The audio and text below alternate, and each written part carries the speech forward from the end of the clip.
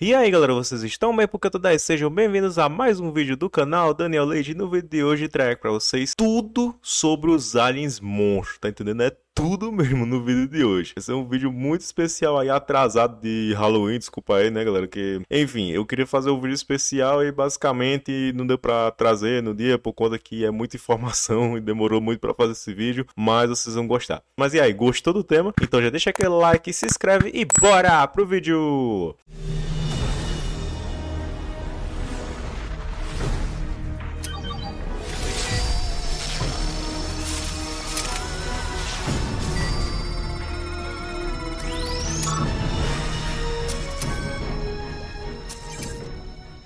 Mas então, galera, primeiramente vamos explicar aqui o que é Alien Monstro, né? Para quem aliens são designados esse conceito, essa palavra, esse nome, Alien Monstro. Basicamente, Alien Monstro não é um termo oficial da série, né? É uma terminologia canonizada por algum diretor, pela própria série, não. Alien Monstro é uma terminologia dada a alienígenas que têm seu baseamento, na sua origem, são baseados em criaturas mitológicas, em lendas da vida real e da cultura pop aí no geral. Sabe? Fantasma, múmia, Frankenstein, essas coisas, né? Que vocês sabem que tem aí os aliens do Omnitrix são baseados, né? Tem bastante alien que faz parte dessa categoria aí dada pelos fãs, né? Os fãs, eles aprenderam, né? Esse significado aí dos aliens monstros pra determinados aliens e assim ficou, né? Ficou sendo chamado de aliens monstros, todos esses aliens que apareceram, por exemplo, no arco Monstros Galácticos, né? Então, assim, galera, inclusive, eu vou falar aqui também de aliens não canônicos, né? Que talvez você não conheça, né? Eu fiz até um vídeo falando sobre todos os aliens não canônicos, né? Mas vai ter alien não canônico aqui, também vai ter alien que não necessariamente é do sistema Anur. Derek Joett já falou, né? Que, por exemplo, o Espantoide, ele é um alien monstro, tanto que ele é baseado em um ogro, mas ele não necessariamente mora no sistema Enor, né? E o Derek Joett já confirmou isso pra gente. Então vamos falar de todos esses aliens aqui nesse vídeo, então já se prepara aí na cadeira, pega uma pipoca que o negócio vai ser grande. Então vamos começar aqui com ele que é o primeiro de todos, o fantasmático, né? Em inglês o seu nome é Ghost Freak. Ghost é fantasma e freak é aberração. Aqui ficou fantasmático, né? Que fantasmático é uma palavra que significa tipo de fantasma, ou parece um fantasma, tá entendendo? Por isso que o nome aqui é fantasmático. E ele é a amostra de DNA do Omnitrix de um ectonorite do planeta Anor feitos no sistema Enor.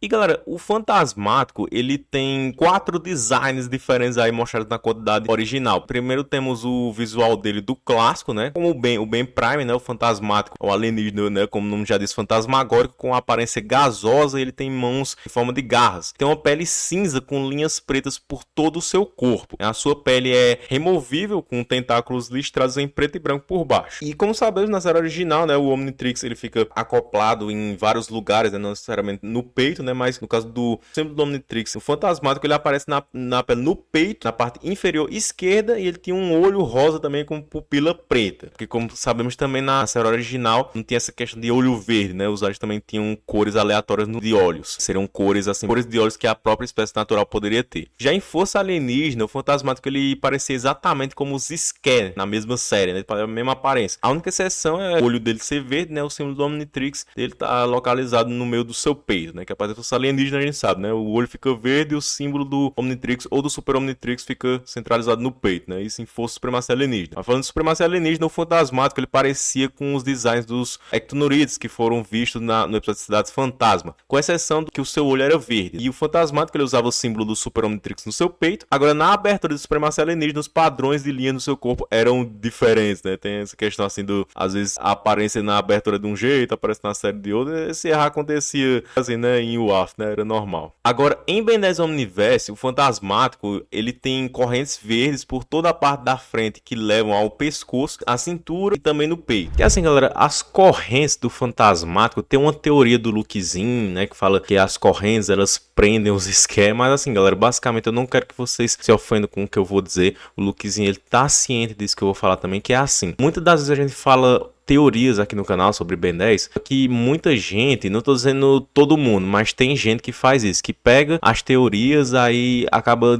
levando como verdade absoluta. Teve um vídeo que eu fiz falando da teoria que os Vilgax que aparecem em Força Supremacia Alienígena são filhos do Vilgax do clássico, mas eu deixei bem claro que era uma teoria. Aí teve gente que pegou isso aí botou meu nome no meio e disse que era verdade absoluta, como se os diretores tivessem confirmado. Mas não, galera, a gente não pode canonizar a teoria. Teoria é algo que é feito por fã, que a gente pega alguns elementos da série, né, vai criando ali argumentos e vai teorizando, entendeu? É algo que a gente faz como fã, pra gente gostar da obra, entendeu? Então, isso dos Vilgax de Worf, de Omniverse, serem filhos do Vilgax do clássico, é só uma teoria. Não é oficial. No oficial, todos os Vilgax do clássico, o Worf e o Omniverse são o mesmo. Do mesmo jeito que as correntes do Fantasmático é só uma teoria de que prende os Skeksis, sendo que a realidade da coisa é que é apenas uma vestimenta, né? Porque os Ectonerites, eles têm umas vestimentas meio estranhas assim mesmo, sabe? E aí a do Fantasmático são essas correntes porque o Omnitrix, ele respeita, né? Por conta da cultura da espécie, né? Então, aliens que precisam de roupa, aí ele acaba dando uma roupa baseada ou não na espécie, mas que respeita essa questão deles usarem roupa, e por isso que o Fantasmático possui as correntes. Os espinhos nos seus cotovelos retornaram, né? A sua pele agora tem um tom branco esverdeado. Ele tem duas algemas em cada um dos seus braços. O símbolo do Omnitrix está localizado no centro das suas correntes. E ao possuir alguém, ele fica com um brilho verde, né? Os seus tentáculos agora são pretos e listrados de roxo e o seu olho é verde. Agora vamos para a aparência do Fantasmático do Bem Malvado, né? O Fantasmático malvado aí, né? Ele se parece muito com o Fantasmático do Bem Prime do Universo, com exceção que as partes verdes do corpo, a versão do Bem Malvado, são verde menta e suas correntes também são de outra cor, são verdes azuladas. E também, galera, a gente também tem versões do Fantasmático do Bem de 11 anos em Omniverse. Bom, galera, nós temos uma versão aí que apareceu numa história em quadrinho, e como é uma história em quadrinho, não é canônico, né? Mas é interessante a gente analisar aqui que, basicamente, o Fantasmático do Ben de 11 anos aqui, nesse flashback, a gente vê que ele tem as correntes, só que são cinzas. Basicamente, assim, bem, muito parecido com o visual do Fantasmático de 16 anos, só a diferença é que as correntes são cinza e também tem uma parte, assim, que eu acredito seja das correntes também, ali na cabeça dele, que parece uma boca, né? Mas não é uma boca, não, é só um detalhe mesmo ali, foi colocado nessa versão. E curiosamente o olho dele tá rosa, né, assim como era na série original, e o símbolo do Omnitrix tá ali centralizado no peito. Mas assim, é porque é aquela questão, né, galera, que os sapos celestiais, eles mudam constantemente o visual do universo e tudo mais, e aí a gente vê que o personagem fica com uma aparência diferente. E aí, no caso, como eu falei, né, aqui é um HQ, mas a gente pensar, né, que tipo, o Fantasmático aqui nesse universo, né, tipo assim, ele é como se desde da série original aqui ele tivesse as correntes, né, ele tivesse essa aparência, porque tudo é mudado retroativamente. Só que o Derek J. White, ele fez uma versão do Fantasmático de 11 anos que é mais parecida com o Fantasmático da série original, assim, no sentido que não tem as correntes, né, que o símbolo do Omnitrix está dentro da pele dele, dentro da capa dele, né. Você vê aí, né, basicamente assim, o Fantasmático de Omniverse, só que sem as correntes, né, a pele, em vez de ser a capa, em vez de ser esverdeada, tá acinzentada, né, como era no clássico mesmo, né, o olho verde, símbolo do Omnitrix verde. Esse é o visual que o Derek fez. Mas também temos o visual do Fantasmático do Albedo, que a gente vê que em vez de ser esverdeado é meio avermelhado, né, mais puxado pro vermelho mesmo. E ele continua com as correntes aí, é a aparência da mesma forma, né, só que com as cores vermelhas, né, bastante interessante. Agora falando da personalidade do Fantasmático, né, o Fantasmático é um dos aliens que muda a personalidade do Ben. Temos vários aliens que tem essa questão e até o Lukezinho já fez um vídeo sobre isso, né, mas falando aqui do Fantasmático, durante a série original, devido a ele ter, assim, secretamente a consciência dos Skeksis no lado bem, o Fantasmático frequentemente agia radicalmente, né, de forma esquisita, assim, estranha, à vontade do próprio Ben. Tipo, isso era mais proeminente durante as lutas e mudava a intenção do Ben para fazer outras coisas assim que o Ben não faria normalmente, tipo assustar, intimidar, usar os seus movimentos que eram mais cruéis e letais, com intenção mesmo de machucar, né, tornando-se um alienígena perigoso de se usar. E o poder da influência dos Skeksis sobre o Fantasmático se tornaria progressivamente mais aparente. Enquanto isso, o Ben ele se sentiria cada vez mais desconfortável sempre que ele se transformasse no Fantasmático, sabe? E eventualmente a consciência dos Skeksis foi capaz de dominar completamente a do Ben durante pelo menos 2 instâncias, né?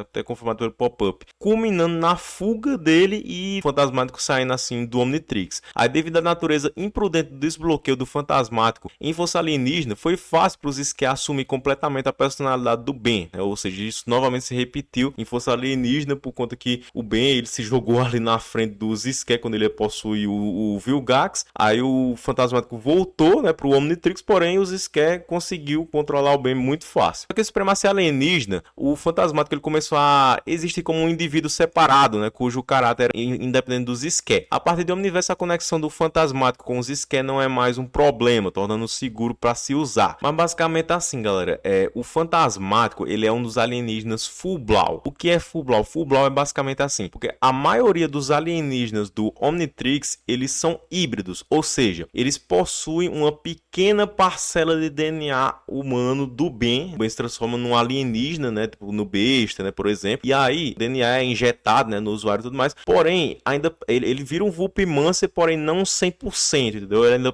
permanece com uma pequena porção do seu próprio DNA. Isso quem confirmou para nós foi o Duncan Rolleu, que é o co-criador da série. Essa pequena porção de DNA é o que permite com que o usuário ele mantenha ainda a sua consciência, a sua personalidade e também a sua memória, tá entendendo? Agora tem alguns alienígenas que eles não possuem essa porcentagem, né? Essa pequena porção de DNA do usuário. Esses são 100% a espécie, né? No caso são o Feedback e o Fantasmático. O Fantasmático ele é 100% Ectonurite. E isso acredito eu por conta da influência aí dos Skeksis e tudo mais, né? Que faz com que ele tenha esse 100%. Isso é muito interessante, né? Por conta que os Full-Blau eles têm assim uma consequência, né? Tipo assim, o Ben ele ficava muito feliz, viciado, né? Se transformar no Feedback. E o Fantasmático, né? O Ben ele se sentia mal quando virava ele. Mas é por conta da influência e o perigo que tinha, né? De se transformar no Fantasmático que os Skeksis controlar. Por conta que se o Ben ele ficasse muito tempo transformado no alienígena, aí o DNA ia se sobrescrever e aí o Ben ele ia sumir, né? O Ben ele não ia mais existir, o que existia ia ser o indivíduo ali no caso do Fantasmático, que ia ser só os Skeksis. Que esse era o plano do Ion. O Ion em Corrida contra o Tempo ele teve esse plano, né? Passar o DNA croniano pro Omnitrix para que assim o Ben ele se transformasse no Ion, né? No Ben Ion, e aí o Ion controlasse assim o Ben, tirando a trava de segurança do Omnitrix que fazia com que ele voltasse à forma humana, né? Que essa trava justamente era conta disso, né? Pro DNA ele não se sobrescrever depois de muito tempo, né? Claro que o Omnitrix tem os counters com isso, tudo mais, tipo controle mesh, né? Isso é assunto para outro vídeo, é uma coisa que eu também já expliquei aqui, né? Mas basicamente assim, o Omnitrix, principalmente o Omnitrix original, né? Que ainda era o protótipo e tudo mais, ele tinha esse sistema de segurança, assim, né? Para fazer com que o Ben ele voltasse ao normal depois de um certo tempo. Eu sei que o Omniverse não tem mais isso, né? Assim, por conta que o Omnitrix tá mais refinado, né? Até porque é o Omnitrix definitivo, tipo, o Ben conseguiu ficar transformado no Opior por 3 horas e o DNA atrociano não sobrescreveu o Ben, mas isso no clássico tinha esse problema, esse defeito, e é por isso que o Ion ele teve esse plano, né? De se transformar basicamente em um Full-Blau croniano e assim sobrescrever a consciência do Ben e controlar ele de uma vez por todas. Esse é o perigo de ser um Full-Blau e os Skeksis poderia acontecer dos Skeksis fazer isso, né? Se o Ben vacilasse ali como Fantasmático, tá entendendo? Agora vamos falar sobre os seus poderes e habilidades, né? Ao manipular seu protoplasma, o Fantasmático ele pode se tornar intangível e invisível como uma defesa poderosa e uma forma de se infiltrar em locais de alta segurança. Com uma técnica estendida, o Fantasmático pode escolher seletivamente tornar suas partes tangíveis e intangíveis tipo, ao mesmo tempo, entendeu? Ele fez isso contra, por exemplo, os psicologos, né? Quando estava lutando contra eles, ele conseguiu tornar as partes do corpo dele tangíveis e intangíveis ao mesmo tempo. Ele tem um controle muito bom disso. Um efeito adicionado à intangibilidade do Fantasmático, ele pode fazer aqueles por quem ele passa de repente sentirem um frio mortal, né? O Fantasmático ele também é capaz de tornar outros objetos ou pessoas intangíveis e transparentes por meio do contato físico. Além disso, o Fantasmático ele é capaz de interromper a eletrônica passando por eles, né? Como também demonstrado pelos Skeksis. O Fantasmático ele é capaz de possuir os corpos dos seus inimigos e controlar os seus movimentos, a ponto de fazê-los voar como ele, né? Ele também pode até mesmo parar de possuí-los no ar para deixá-los bater nas paredes. Ele também pode acessar as habilidades de outros seres que possuem superpoderes. Além disso, o Fantasmático ele pode apagar completamente a consciência de alguém enquanto os possuídos, né, se sua força de vontade for forte o suficiente, como demonstrado pelos Skeksis. O Fantasmático ele pode possuir Floraunas, Vladats,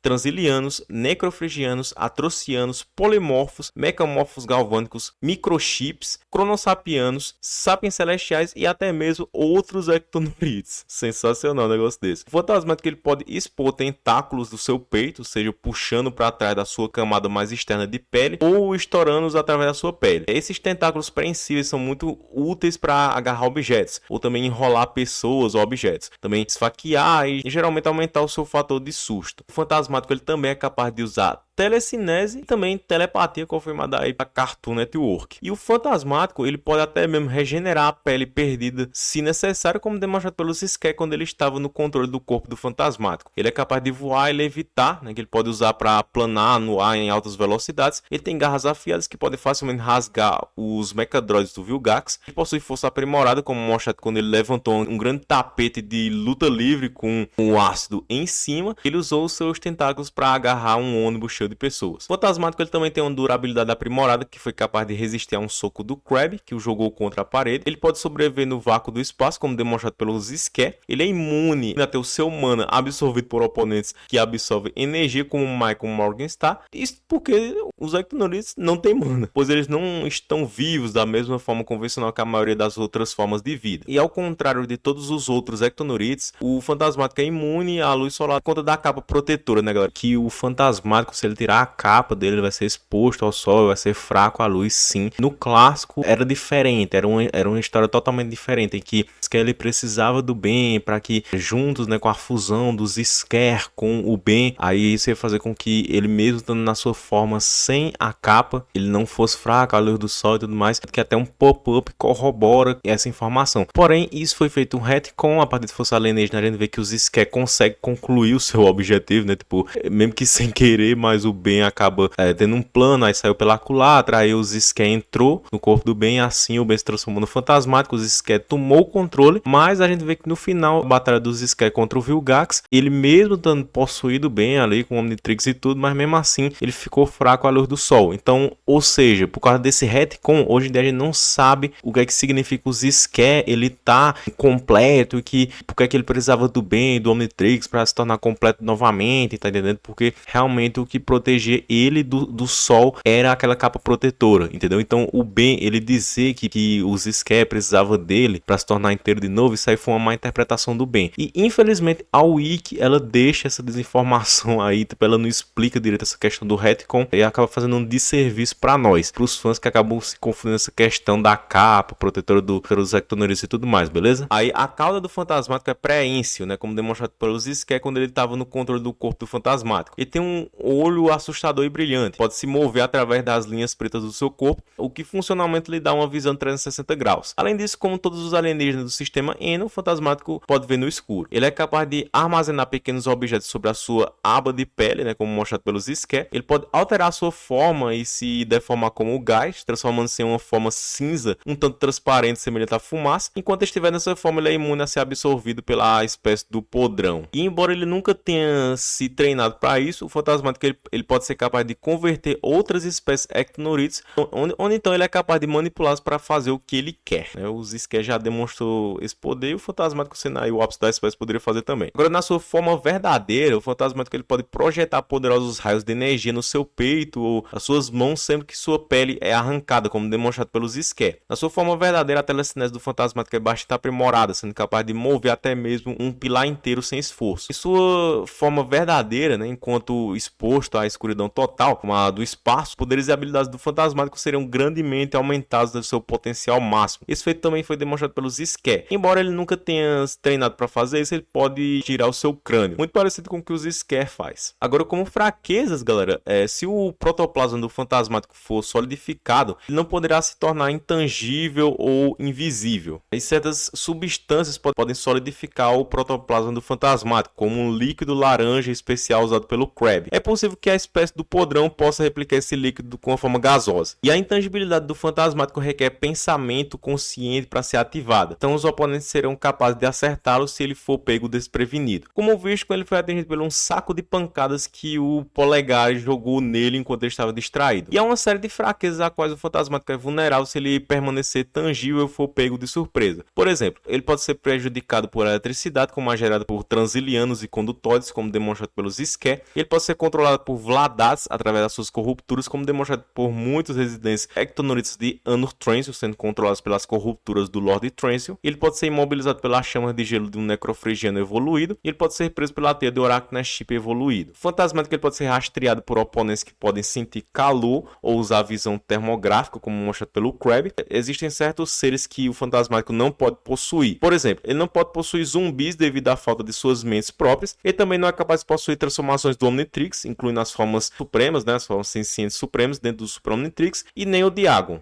E mesmo que o Fantasmático possua alguém, pode ser possível que eles os rejeitem para fora do seu corpo, como mostrado pela Mavriddle, mas é porque também a Mavriddle é braba, né, galera? E como o resto da sua espécie, o Fantasmático não pode sobreviver em Anovladias. Ele também pode ser assustado pela espécie do Espantoide, pode ser afetado pelo sono de uma Nemuína. O Fantasmático, galera, ele aparece em todas as séries da continuidade original, né? Eu até fiz um vídeo aqui, né, no canal de todos os que aparecem em todas as séries, né? Então ele aparece no Ben 10 clássico, no Ben 10 Força Alienígena, no Ben 10 Supremacia Alienígena, no Ben 10 Omniverse, e também ele aparece em histórias em quadrinhos, aparece em jogos como o Galactic Race, né? Tem um carro dele lá. E como curiosidade, galera, de acordo com ele mesmo na série original, o Ben sempre ficava assustado quando era o Fantasmático. Fantasmático deve estar aqui em algum lugar. Ele disse que sempre esteve no relógio esse tempo todo, só tentando sair. Por isso que sempre me sentia estranho quando virava ele. Mesmo 6 anos depois, especialmente após o incidente dos Ské, ele ainda tinha medo de se transformar nele. Quando ele se transforma no Fantasmático no episódio de Mistério Incorpóreo, ele afirma que se sente como ele mesmo, sugerindo que o Fantasmático agora existe independentemente dos Ské. Tudo bem, Omnitrix, você venceu. Já que quer o Fantasmático,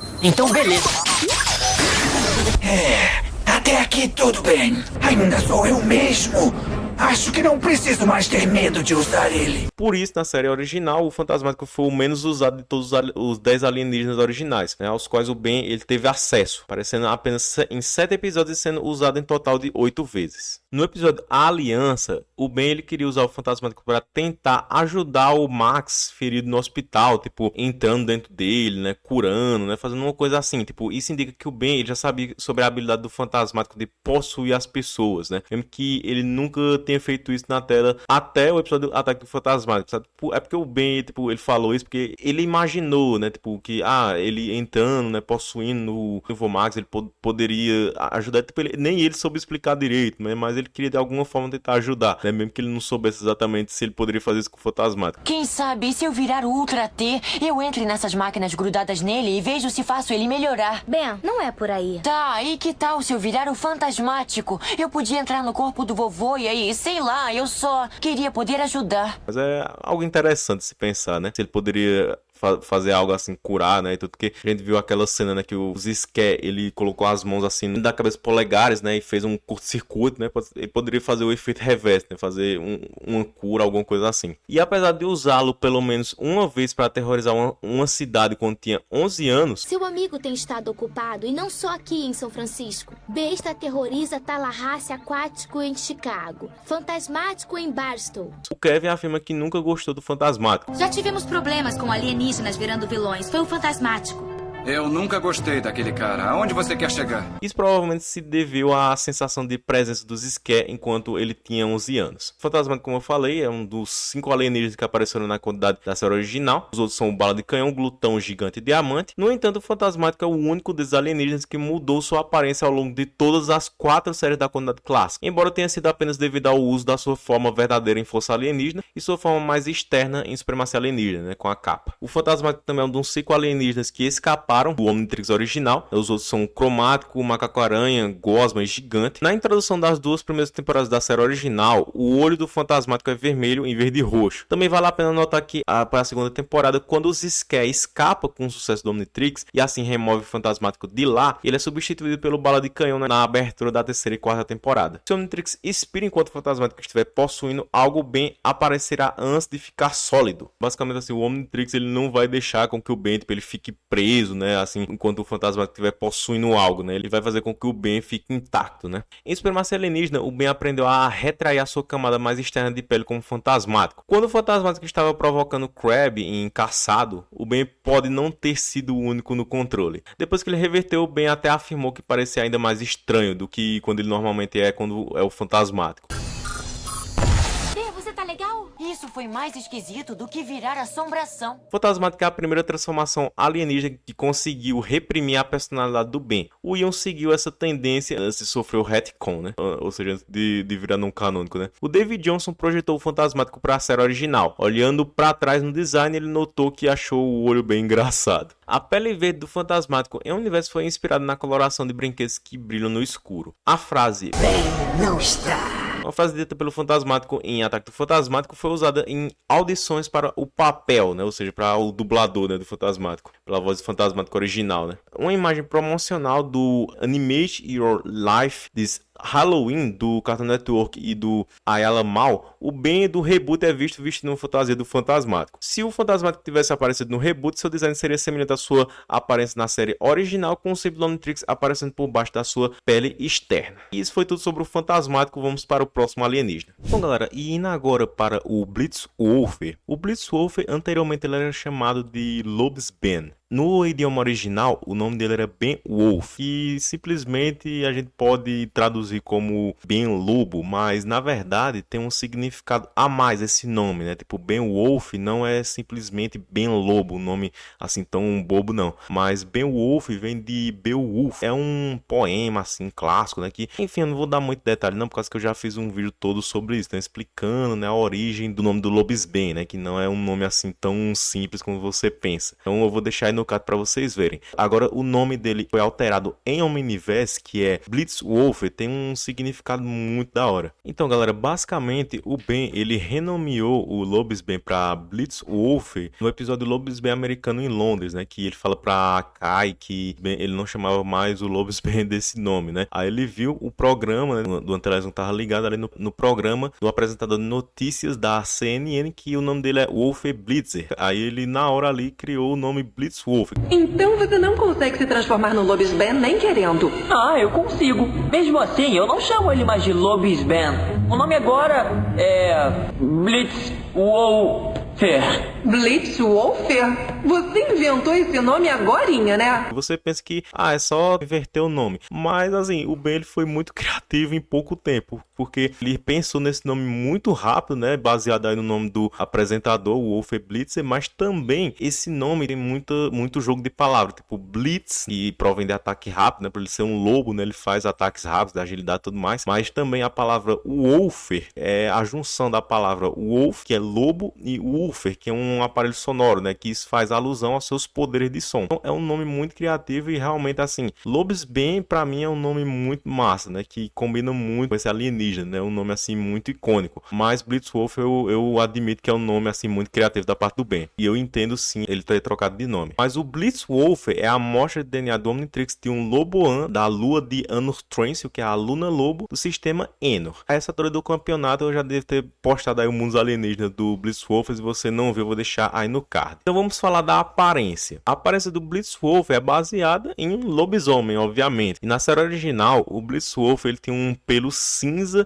3 cavinhas peludas e uma grande cauda espessa com 3 garras afiadas em cada mão e pé. E o interior da sua boca era verde. Ele tem cotovelos e ombros pontiagudos, como vocês veem aí, né? Ele usava um macacão branco com listras pretas. E o símbolo do Omnitrix original, né? O Omnitrix protótipo, ele ficava no seu estômago na parte inferior. Aí durante os eventos do episódio Lobisbane, o Ben ele estava lentamente se transformando no Blitzwolfer, né? Aquele processo, né? Que foi até confirmado por uma mercadoria brasileira oficializada pela Cartoon Network, que o Omnitrix ele estava ali entre o modo ativo e o modo de captura de DNA, tá? Como foi a primeira vez que ele estava sendo usado, então esse processo aconteceu lentamente, então, isso fez essa transformação ser lenta assim, né? Então, durante esse primeiro estágio, né? O Blitzwolfer ele se parecia mais com o próprio Ben, né? Até tipo, a voz era do Ben e tudo, era mais um aspecto que lembrava o Ben, só que ele tinha as costeletas espessas, né? Mais grossas, maiores, né? Ele tinha garras afiadas nos pés e mãos, né? Caninos compridos, cabelos mais longos e pele cinza. E o símbolo do Omnitrix, na verdade, nem tinha o símbolo, né? Na verdade, era o próprio Omnitrix que estava ali. Aí, durante o segundo estágio, o rosto do Blitzwolfer começou a aparecer mais com o de um lobo realmente, né? Seu nariz se tornou mais perceptível, com pelo cinza, claro, né? Ao redor do seu nariz e da sua boca. Pelo cinza escuro em áreas do rosto, onde o cinza claro não estava. Os seus olhos também ficaram totalmente verdes e suas orelhas ficaram pontudas e apontadas para cima. Ele também ganhou altura e músculos, né? Os seus braços e pernas se assemelhavam à sua forma totalmente transformada. E aí, durante o terceiro e último estágio, o Blitzwolfer ele se assemelhava à sua forma totalmente transformada. A única coisa que faltava, né, por causa que ele ainda tinha as roupas do Ben. Nesse estágio, o Omnitrix havia desaparecido do seu braço esquerdo. Tipo, ele ficou um tempo ali, né, com o Omnitrix no braço, só que aí depois ele sumiu, pra assim, ela assim finalizar, né, a transformação do Blitzwolf, né, no Lobisbane na época, né, e aí ele alterou o traje, né, pra se adaptar à transformação que o Ben tava ali do Lobisbane, e aí o símbolo do Omnitrix realmente foi pra onde eu falei, né, pra parte inferior do seu estômago. Mas aí em Supremacia Alienígena, o Blitzwolf parecia o mesmo de antes, né, a mesma aparência, exceto que ele teve algumas partes do corpo dele recoloridas de preto. Ele tinha a pele mais clara e a sua boca era branca por fora e vermelha por dentro. Ele manteve o mesmo macacão preto e branco da série original e usava o símbolo do Super Omnitrix no peito. Ele só aparece mesmo, né, na abertura de Supremacia Alienígena, assim como a maioria dos aliens da série original. E em Ben 10 Omniverse, o Blitzwolf de 16 anos tem um traje verde, tem uma coleira e pulseiras verdes também. Ele é mais musculoso do que a sua aparência original. Ele agora tem 4 garras em vez de 3, ele tem uma longa juba voaçante, né, em vez de gavinhas peludas, e bem como uma língua verde e um cinto branco. O seu símbolo do Omnitrix está localizado na gola acima do seu pelo. E também temos a versão aí, galera, do Blitzwolf de 11 anos, que só apareceu na abertura, mas a gente vê aí, ele parece quase o mesmo da sua versão de 16 anos. A única diferença é que o seu terno e o seu colarinho são brancos com listras pretas e suas pulseiras são pretas. E um erro aqui, né, que eu considero é porque o símbolo do Omnitrix aqui, ele tá no mesmo local do símbolo do Omnitrix do Blitzwolf de 16 anos, né, em vez de estar ali na parte inferior do estômago dele. Eu acredito que foi um erro aí, porque acontecia de vez em quando isso em Ben 10 Omniverse, né, o erro de colocação do Omnitrix, sabe, tipo o bala de canhão do Ben de 11 anos tá ali no centro do peito, em vez na testa, né? O Cipó Selvagem do Ben de 16 anos, ele tá com o símbolo do Omnitrix ali no peito, né? Assim como o Cipó Selvagem do Ben de 11 anos, em vez de estar com o símbolo do Omnitrix no cinturão, na cintura. De vez em quando eles cometiam esses erros, mas tudo bem, a gente entende. Mas agora vamos para poderes e habilidades. Ao abrir o seu focinho em 4 partes separadas, o Blitzwolf ele pode amplificar o seu uivo para criar explosões sonoras poderosas, verdes e concussivas. Esses uivos sônicos são poderosos o suficiente para causar danos a Petrosapiens, o que foi demonstrado pelo Kevin 11000, e também pode causar danos a outros Loboans. Eles podem ser usados para refletir projéteis que se aproximam ou impulsionar o Blitzwolf para cima. E muito parecido com um lobo comum, o Blitzwolf ele tem presas afiadas e garras formidáveis. Ele até usou essas garras para arranhar o guardião da selva, o guardião da floresta. Ele também tem uma visão noturna extraordinária, assim como todos os aliens do sistema Enor têm. Ele até demonstrou isso na série, né, no episódio de Lobisbane. É muito interessante ver a visão dos aliens. O Blitzwolf ele possui uma força aprimorada, porque ele foi capaz de carregar a Gwen e a Kai, e então o Vomax e o Wes sem dificuldade, bem como conter o lobisomem também, né, o Yanodush. E o Blitzwolf ele tem durabilidade aprimorada, mostrada quando ele não sofreu muito dano após ser jogado em uma árvore em alta velocidade. E o Crujo ele também foi capaz de sobreviver ao ser baleado pela metralhadora do Red. Aí o Blitzwolf ele pode pular excepcionalmente alto, já que ele foi capaz de pular até o topo da enorme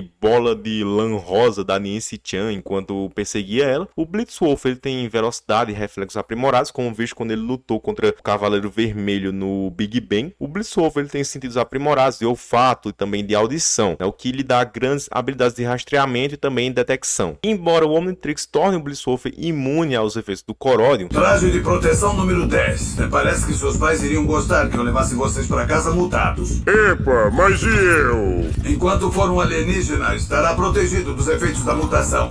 Tomara. Ele também é naturalmente imune a ele, sabe? Como demonstrado pelo lobisomem. Blitzwolf é imune à lava, como demonstrado pelo próprio lobisomem também. E ele é capaz de escalar paredes, novamente demonstrado pelo lobisomem. Seus pés são preenches, como mostrado na cena que vocês estão vendo aí. E como as suas fraquezas, o Blitzwolf ele não pode usar o seu uivo sônico se o seu focinho for forçado a fechar por algo, como as bandagens de um tepicuf ou uma cobertura bucal especializada de um encanador, como foi feito aí com a cena com o lobisomem. E semelhante à maioria dos caninos da Terra, o Blitzwolf tem audição sensível, portanto ele não consegue lidar com ruídos altos como de sinos gigantes. O Blitzwolf ele pode ser controlado e hipnotizado por Vladas através de suas corrupturas, como demonstrado com Scout, o Crujo e muitos outros residentes de Loboans de Anor Transil. O Blitzwolf ele pode ser assustado pela espécie do espantoide. O Blitzwolf ele não apareceu em todas as séries de Ben 10, ele teve a sua primeira aparição no Ben 10 clássico, e infelizmente ele só teve uma aparição mesmo, né, que foi a sua primeira aparição e única no episódio de Lobisbane, que foi o episódio de estreia dele, né, foi o episódio todo focado nele, né, basicamente, né, o que o Omnitrix ele coleta, né, a amostra de DNA de um Loboan e o Ben vai lentamente se transformando nele, né, um episódio muito bom, muito massa, um dos melhores episódios do clássico, mas ele não aparece em Ben 10 Força Alienígena, né, por causa que o Omnitrix, né, depois foi recalibrado, acabou bloqueando o DNA Loboan, Loboan. Em Supremacia Alienígena, o Ben volta, né, a ter ele no seu Super Omnitrix, porque o Ben 10.000, o Ben Supremo, ele desbloqueou no Super Omnitrix todos os aliens que o Ben poderia se transformar, mas infelizmente o Ben não se transformou nele nessa série, apenas o Blitzwolf apareceu na abertura. Ele só retornou mesmo em Ben 10 Omniverse, né, e teve mais aparições. Também apareceu algumas histórias em quadrinhos de Ben 10, mas agora vamos para as curiosidades. O Ben originalmente chamou a sua forma Loboan de Lobisbane, né, por causa que ele achava que a transformação era permanente, que ele ia permanecer sendo assim o Ben Wolf, o Lobisbane. Aí, consequentemente, isso faz de Blitzwolf um dos 4 alienígenas cujo nome original dele tinha o nome do Ben, né? Os outros eram o Sneriot, que era o Ben Múmia, o Frankenstein, que era o Ben Víquido, né? Que eu vou falar eventualmente desses dois aí, e também o Nanomech, que a produção originalmente tinha nomeado ele como Ben Chip. E lembra que eu falei, né, que o Ben ele mudou o nome do Lobisbane para Blitzwolf, né? Ficou com vergonha da Kai ter chamado ele de Lobisbane, e o Ben acha que esse nome é ridículo, né? Pronto, o Derek T. White ele surgiu com esse nome provisório de Blitzwolf, só que ele acabou sendo o nome usado, né, na série oficialmente, por causa que ninguém surgiu com um nome melhor. A Nancy Chen e os seus gatos têm medo do Blitzwolf, né, que é diferente, né, ela controla gatos e ele é um lobo, né, um cachorrão aí pra ela. A Kai, ela gosta do Blitzwolf e acha que ele é fofo como um animal de estimação. A Kai tem uma foto do Blitzwolf pro número do Ben no seu celular. O Duncan Roleal afirmou uma vez que os uivos sônicos do Blitzwolf são mais poderosos do que os gritos sônicos do Eco Eco. Mais tarde, ele não se lembrou de ter feito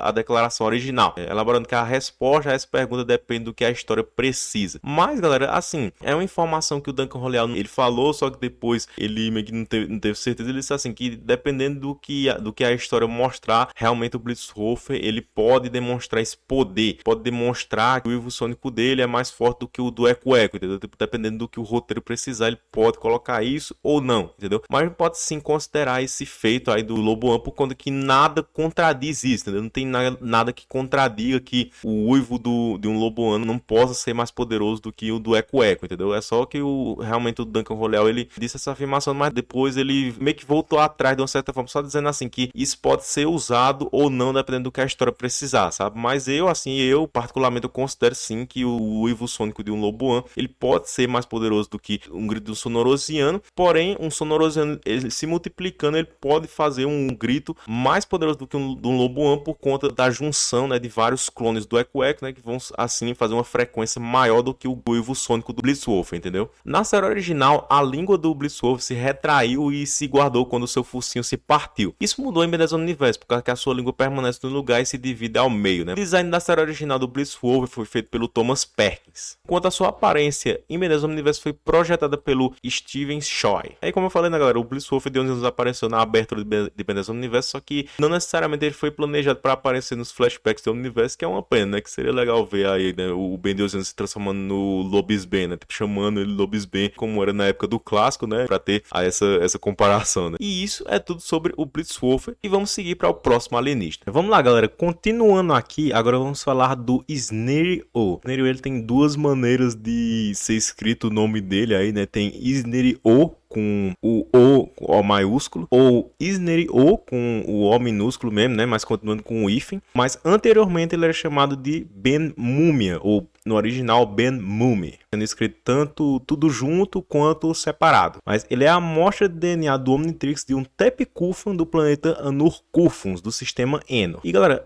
você sabe qual é o significado do nome dele, do nome Sneriot? Você às vezes conhece o nome, né? Sabe que o nome dele é esse, mas não sabe a etimologia, né? Que é um nome assim que a gente não tem como saber assim só de ler o nome dele, né? Mas basicamente o nome Sneriot vem de Sneri, que significa amarrar ou mesmo restringir algo ou alguém, que faz a alusão à sua capacidade de fazer justamente isso, né? Com suas ataduras. O O do nome dele é derivado de faraó, né? Uma palavra pro rei egípcio, né? Referindo-se à sua aparência. E Ben Múmia, né? Ben Mumi, né? No original é basicamente a junção de Ben mais Múmia, que, pra ser sincero, é um nome muito ruim. E nesse caso aí eu entendo perfeitamente que o Ben mudou o nome dele, né? Ficou muito melhor. Mas agora vamos falar aqui da aparência. Falando aqui do Ben Prime, como o Sneriot, ele é um alienígena parecido com uma múmia, cujas bandagens são na verdade uma pele fina mais poderosa que ele pode controlar. Essa pele é feita de um material alienígena que parece um pano velho, mas tem elasticidade. Na série original original, os olhos do Sneriot e as lacunas entre as suas bandagens brilhavam em verde. Ele usava um cocar de faraó preto e dourado. Também usava braçadeiras e gravatas pretas, e o símbolo do Omnitrix ficava no seu ombro esquerdo, igual ao quatro braços. Em supremacia alienígena, o Sneriot era um pouco mais alto e as linhas verdes em seu corpo eram recoloridas de ouro. Além disso, seu peito, os seus braços, os ombros e as pernas são mais grossos, né, dando a ele uma aparência mais musculosa, né? Acredito que é para remeter ao fato dele ser mais velho, né? Ser um Tepicúfano de 16 anos. E ele usava o símbolo do Super Omnitrix no seu peito, mas nessa série aqui, assim como a maioria dos aliens da série original, ele só apareceu na abertura mesmo. Agora, em Ben 10 Omniverse, o Sneriot ele tem ataduras marrom acinzentadas e mais esfarrapadas, com mais camadas visíveis, e as tiras em suas costas sendo mais curtas. O seu cocar é preto com duas lacunas verdes brilhantes em cada lado e uma borda dourada na parte inferior.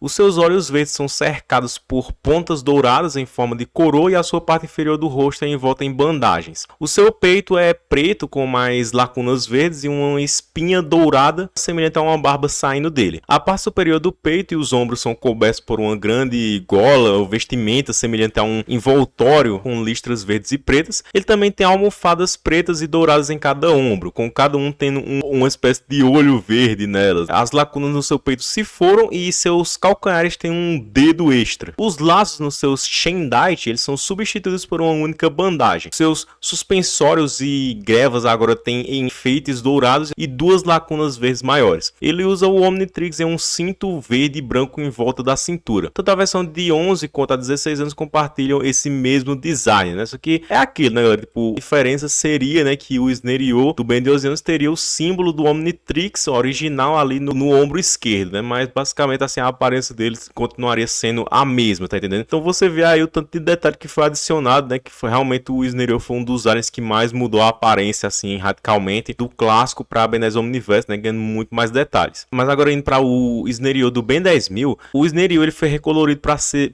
parecer mais com a múmia, né? A múmia do clássico, né? Embora os seus olhos e os espaços entre suas bandagens brilhem em verde. E ao contrário da múmia, ele não tem uma barba no queixo. Agora o Sneriot do Ben Zarro, ele é idêntico ao Sneriot do Ben Prime de Omniverse, exceto os seus olhos. As faixas de bandagem e o símbolo dos Omnitrix, que são recoloridos em lilás. As bandagens são recoloridas em branco e as partes douradas são recoloridas em prata, né? E também a faixa no seu cinto é recolorida em preto. Mas é só em relação à cor mesmo, o resto tá tudo igual. E também temos aí o Sneriot negativo, né? Que é o Sneriot do Albedo, que você nota aí, né? Que ele tem as partes verdes substituídas por vermelhos, e ele também tem em verde dourado, as partes são prateadas, né? Além de que a própria coloração aí das suas bandagens tem um tom mais avermelhado, né? Mais marrom avermelhado. É uma aparência bem legal até, diga-se de passagem. Eu acho que as cores combinaram, né? Nessa recoloração aí da versão do Albedo de Omniverse. E agora, galera, vamos para os poderes e habilidades do Sneriot. O Sneriot ele pode gerar um suprimento constante de bandagens que compõem o seu corpo. Ele pode estender o seu comprimento para aproximadamente 30 pés. E ele pode controlar os seus movimentos para vários propósitos, como envolver, agarrar, levantar e mover objetos e oponentes. Ele também pode destacar suas bandagens após envolvê-las em alguém para se tornar uma restrição permanente. A força de cada bandagem individual é poderosa o suficiente para fazer buracos no chão e conter o 4 Enormossauro, que tem a força combinada do 4 braços e do Enormossauro, para vocês verem aí o tanto de força que esse bicho tem. Conseguiu segurar uma fusão desses dois alienígenas que são muito fortes fisicamente. E as suas bandagens também são afiadas o suficiente para cortar vinhas cultivadas por vagens semelhantes a frutas de Florauna, como demonstrado pelo Cthulhu. E o Sneriot também pode usar suas bandagens para criar uma parede resistente. E sendo composto de bandagens, o Sneriot ele pode remodelar o seu corpo à vontade. Isso permite que ele se separe para desviar de ataques e se reformule para contra-atacar. Além disso, ao se reduzir a algumas bandagens, o Sneriot ele pode voar e deslizar por espaços extremamente apertados ou pequenas aberturas. Isso permite que ele escape de várias armadilhas ou manobre por áreas apertadas. O Sneriot ele pode se regenerar e recuperar quase instantaneamente de muitos tipos de ferimento, como ser rasgado em confete por um grande leque, como demonstrado pela múmia. O Sneriot ele pode sobreviver sobreviver no vácuo do espaço, também demonstrado pela múmia.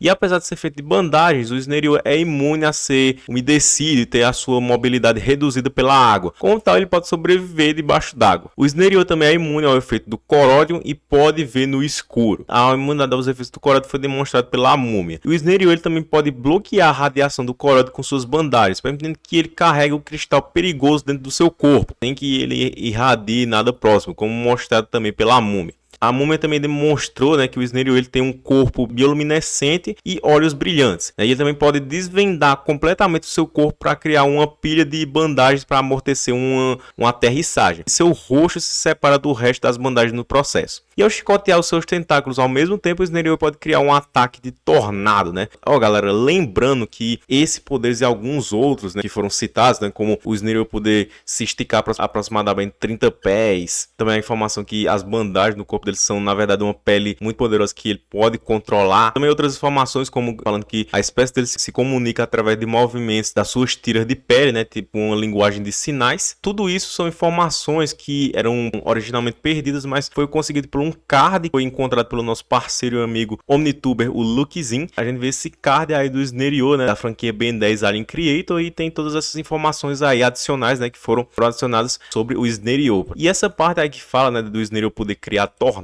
é algo muito interessante, galera, por causa que, assim, o Snarl, ele é um dos aliens que ele tem afinidade mágica, né? Os Tepicufons, eles podem aprender maldições egípcias, né? Ele tem o potencial para isso, né? Se o Ben treinar e tudo, né? Ele pode sim usar magia. E a gente sabe, já viu no clássico, né? Que tem feitiço justamente assim de fazer tornados, né? Vento. A Gwen fazia muito isso. Aí você pensa, o Snarl, ele pode fazer uma maldição assim de tornado, essas coisas. Realmente ele poderia fazer, mas nesse caso aqui, essa informação aqui do card fala que ele consegue fazer isso justamente com o movimento das suas vigas, né? Sem necessariamente precisar de alguma coisa como magia, sabe? Ele pode justamente fazer isso usando o próprio poder, a própria força das suas tiras, tá entendendo? Isso é interessante por causa que é uma variação aí, né, do Tepicufon que aparece no jogo do Ben 10 Protector of Earth, que ele faz isso, né? Ele cria uns tornados. Aí, anteriormente, né, eu lembro que uma vez eu tinha mencionado que, ele faz isso por causa da magia, né, da maldição egípcia, né? Poderia ser teorizado como isso, mas essa informação aqui explica ainda melhor esse poder aí que ele pode sim ter utilizado essa própria habilidade que eles têm com as suas bandagens de criar um poderoso ataque de tornado. Isso é algo muito interessante, galera. Mas agora vamos falar das fraquezas, né? O Snarl ele pode ficar preso nas suas próprias bandagens, como demonstrado pelo Cthulhu. A espécie do Snarl é vulnerável ao calor intenso e aos ventos fortes, por causa que eles devem se esconder deles no seu planeta natal. O Snarl ele pode ser controlado e hipnotizado por Vladas através das suas corrupturas, como demonstrado pelo Cthulhu e muitos outros residentes Tepicufans de Anurthrensel. O Snarl ele pode ser congelado pelo nitrogênio líquido, como demonstrado pela múmia, né? Foi congelado pelo Ultra T. E o Snarl ele pode ser assustado pela espécie do Espantoide. E vamos lá, galera. O Snarl ele apareceu no Ben 10 clássico. Ele foi bloqueado em Ben 10 Força Alienígena, então ele não apareceu, né? Quando o Omnitrix foi recalibrado, o Ben não tinha mais acesso a ele. Em Supremacia Alienígena, o Ben Supremo ele desbloqueou todos os alienígenas que o Ben já se transformou, e um deles foi aí o Snarl, mas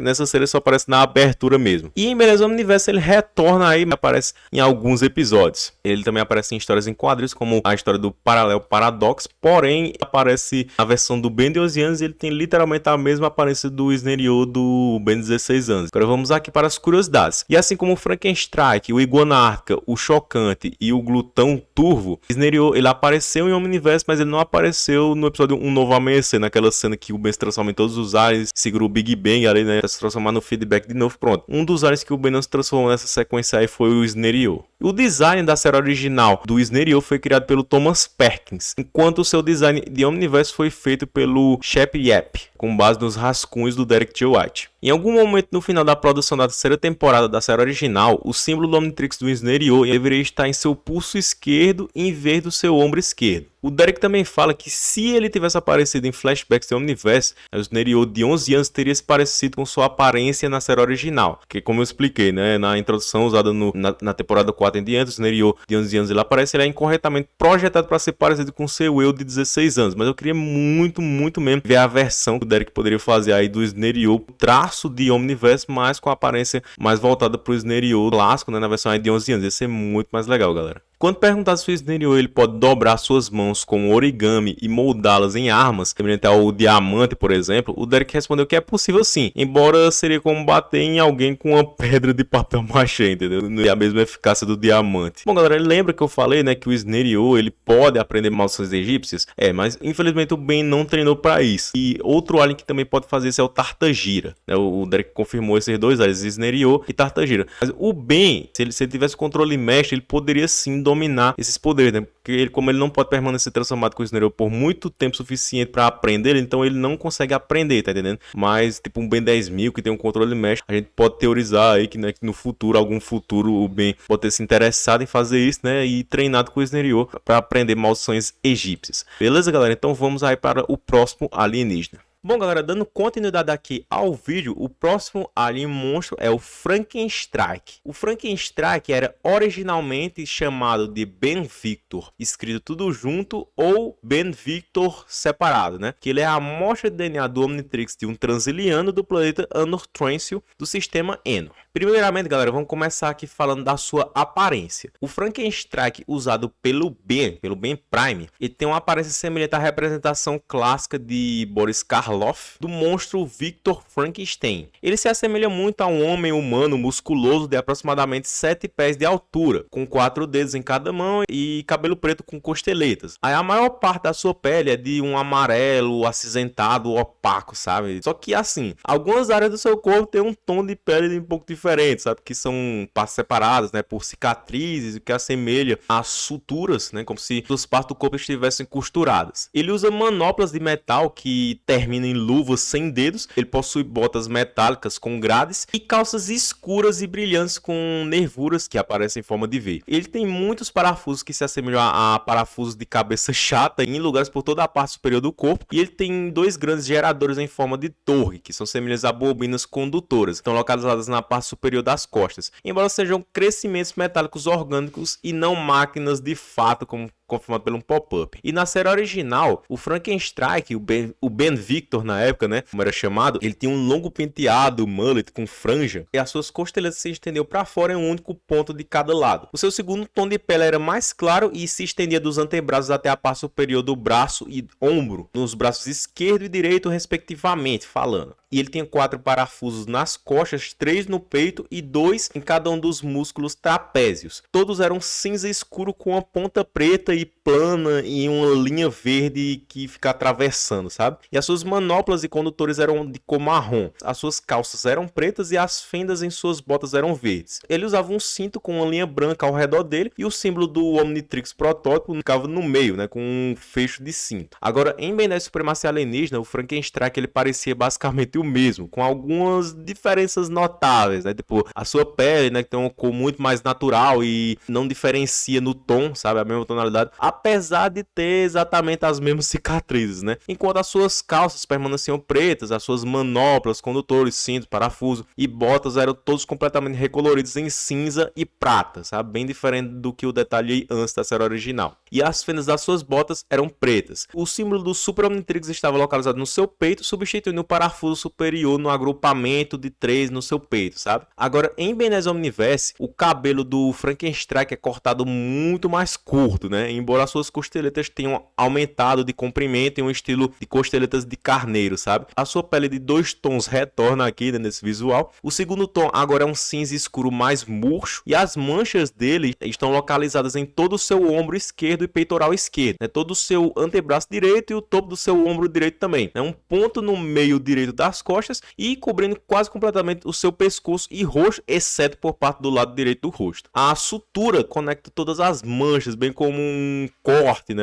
Assim, um corte circular ao redor do seu crânio. Os parafusos do Frankenstrike agora são muito maiores e mais atarrachados, vamos dizer assim, né? Eles são cor de cobre, né? Com linhas verdes que se estendem pelas pontas. E agora há 3 parafusos nas suas costas, 6 para cada lado do pescoço, ombro e também cotovelo. E um seu cinto, onde o Omnitrix costumava estar. levitar. E seus condutores se moveram para cima de suas costas e cobrem os seus músculos trapézios. Eles agora são um verde profundo, com espirais brancas e bulbos verdes claros nas pontas. O seu cinto e manoplas são verdes, com pequenos parafusos aparecendo ao longo da sua faixa branca e juntas, respectivamente. As suas calças são verde escuras e as suas botas são de cobre com fendas verde claras. Os dentes do Frankenstein agora estão amarelados e irregulares, e assim eles se destacam. E o símbolo do Omnitrix definitivo está incrustado na carne do seu peitoral direito, com várias cicatrizes profundas saindo de onde ele reside. Mas também, galera, temos outros visuais alternativos aí do Frankenstein, onde nós temos aí o Frankenstein do Ben de 11 anos. Basicamente assim, o Frankenstein do Ben de 11 anos, ele tem as características que mesclam tanto o visual do clássico, né, como a questão do cabelo, né, das roupas dele, o símbolo do Omnitrix, as cores das manoplas e também das bobinas dele, né, são basicamente assim as cores que remetem assim ao clássico, só que com uma diferença, né, galera, que por conta da alteração de traço dos sapos celestiais, né, a gente sempre fala sobre isso em Beleza do Universo, a mudança retroativa, as torres, né, as bobinas deles são no ombro, em vez de serem nas costas, entendeu? É como se ele sempre tivesse essas bobinas nos ombros dele, em vez de que no original, no clássico, né, que eram nas costas. Também temos aí o visual do Frankenstein do Albedo, que eu achei muito legal, assim, que, né, os detalhes em vermelho, ali, tipo, as botas dele, assim, estão um alaranjado, assim, meio como se fosse enferrujado, que combina, né, que, tipo, ele é o Frankenstein negativo, né, o Frankenstein ali que tem corrupção aí pelo DNA do Albedo, né, e também eu achei muito legal o cabelo dele ser prateado, combinou demais com o Frankenstein. Também temos aí o Frankenstein do Ben negativo, que aqui ele recebe um nome próprio, né, que em português seria cadáver elétrico. Basicamente ele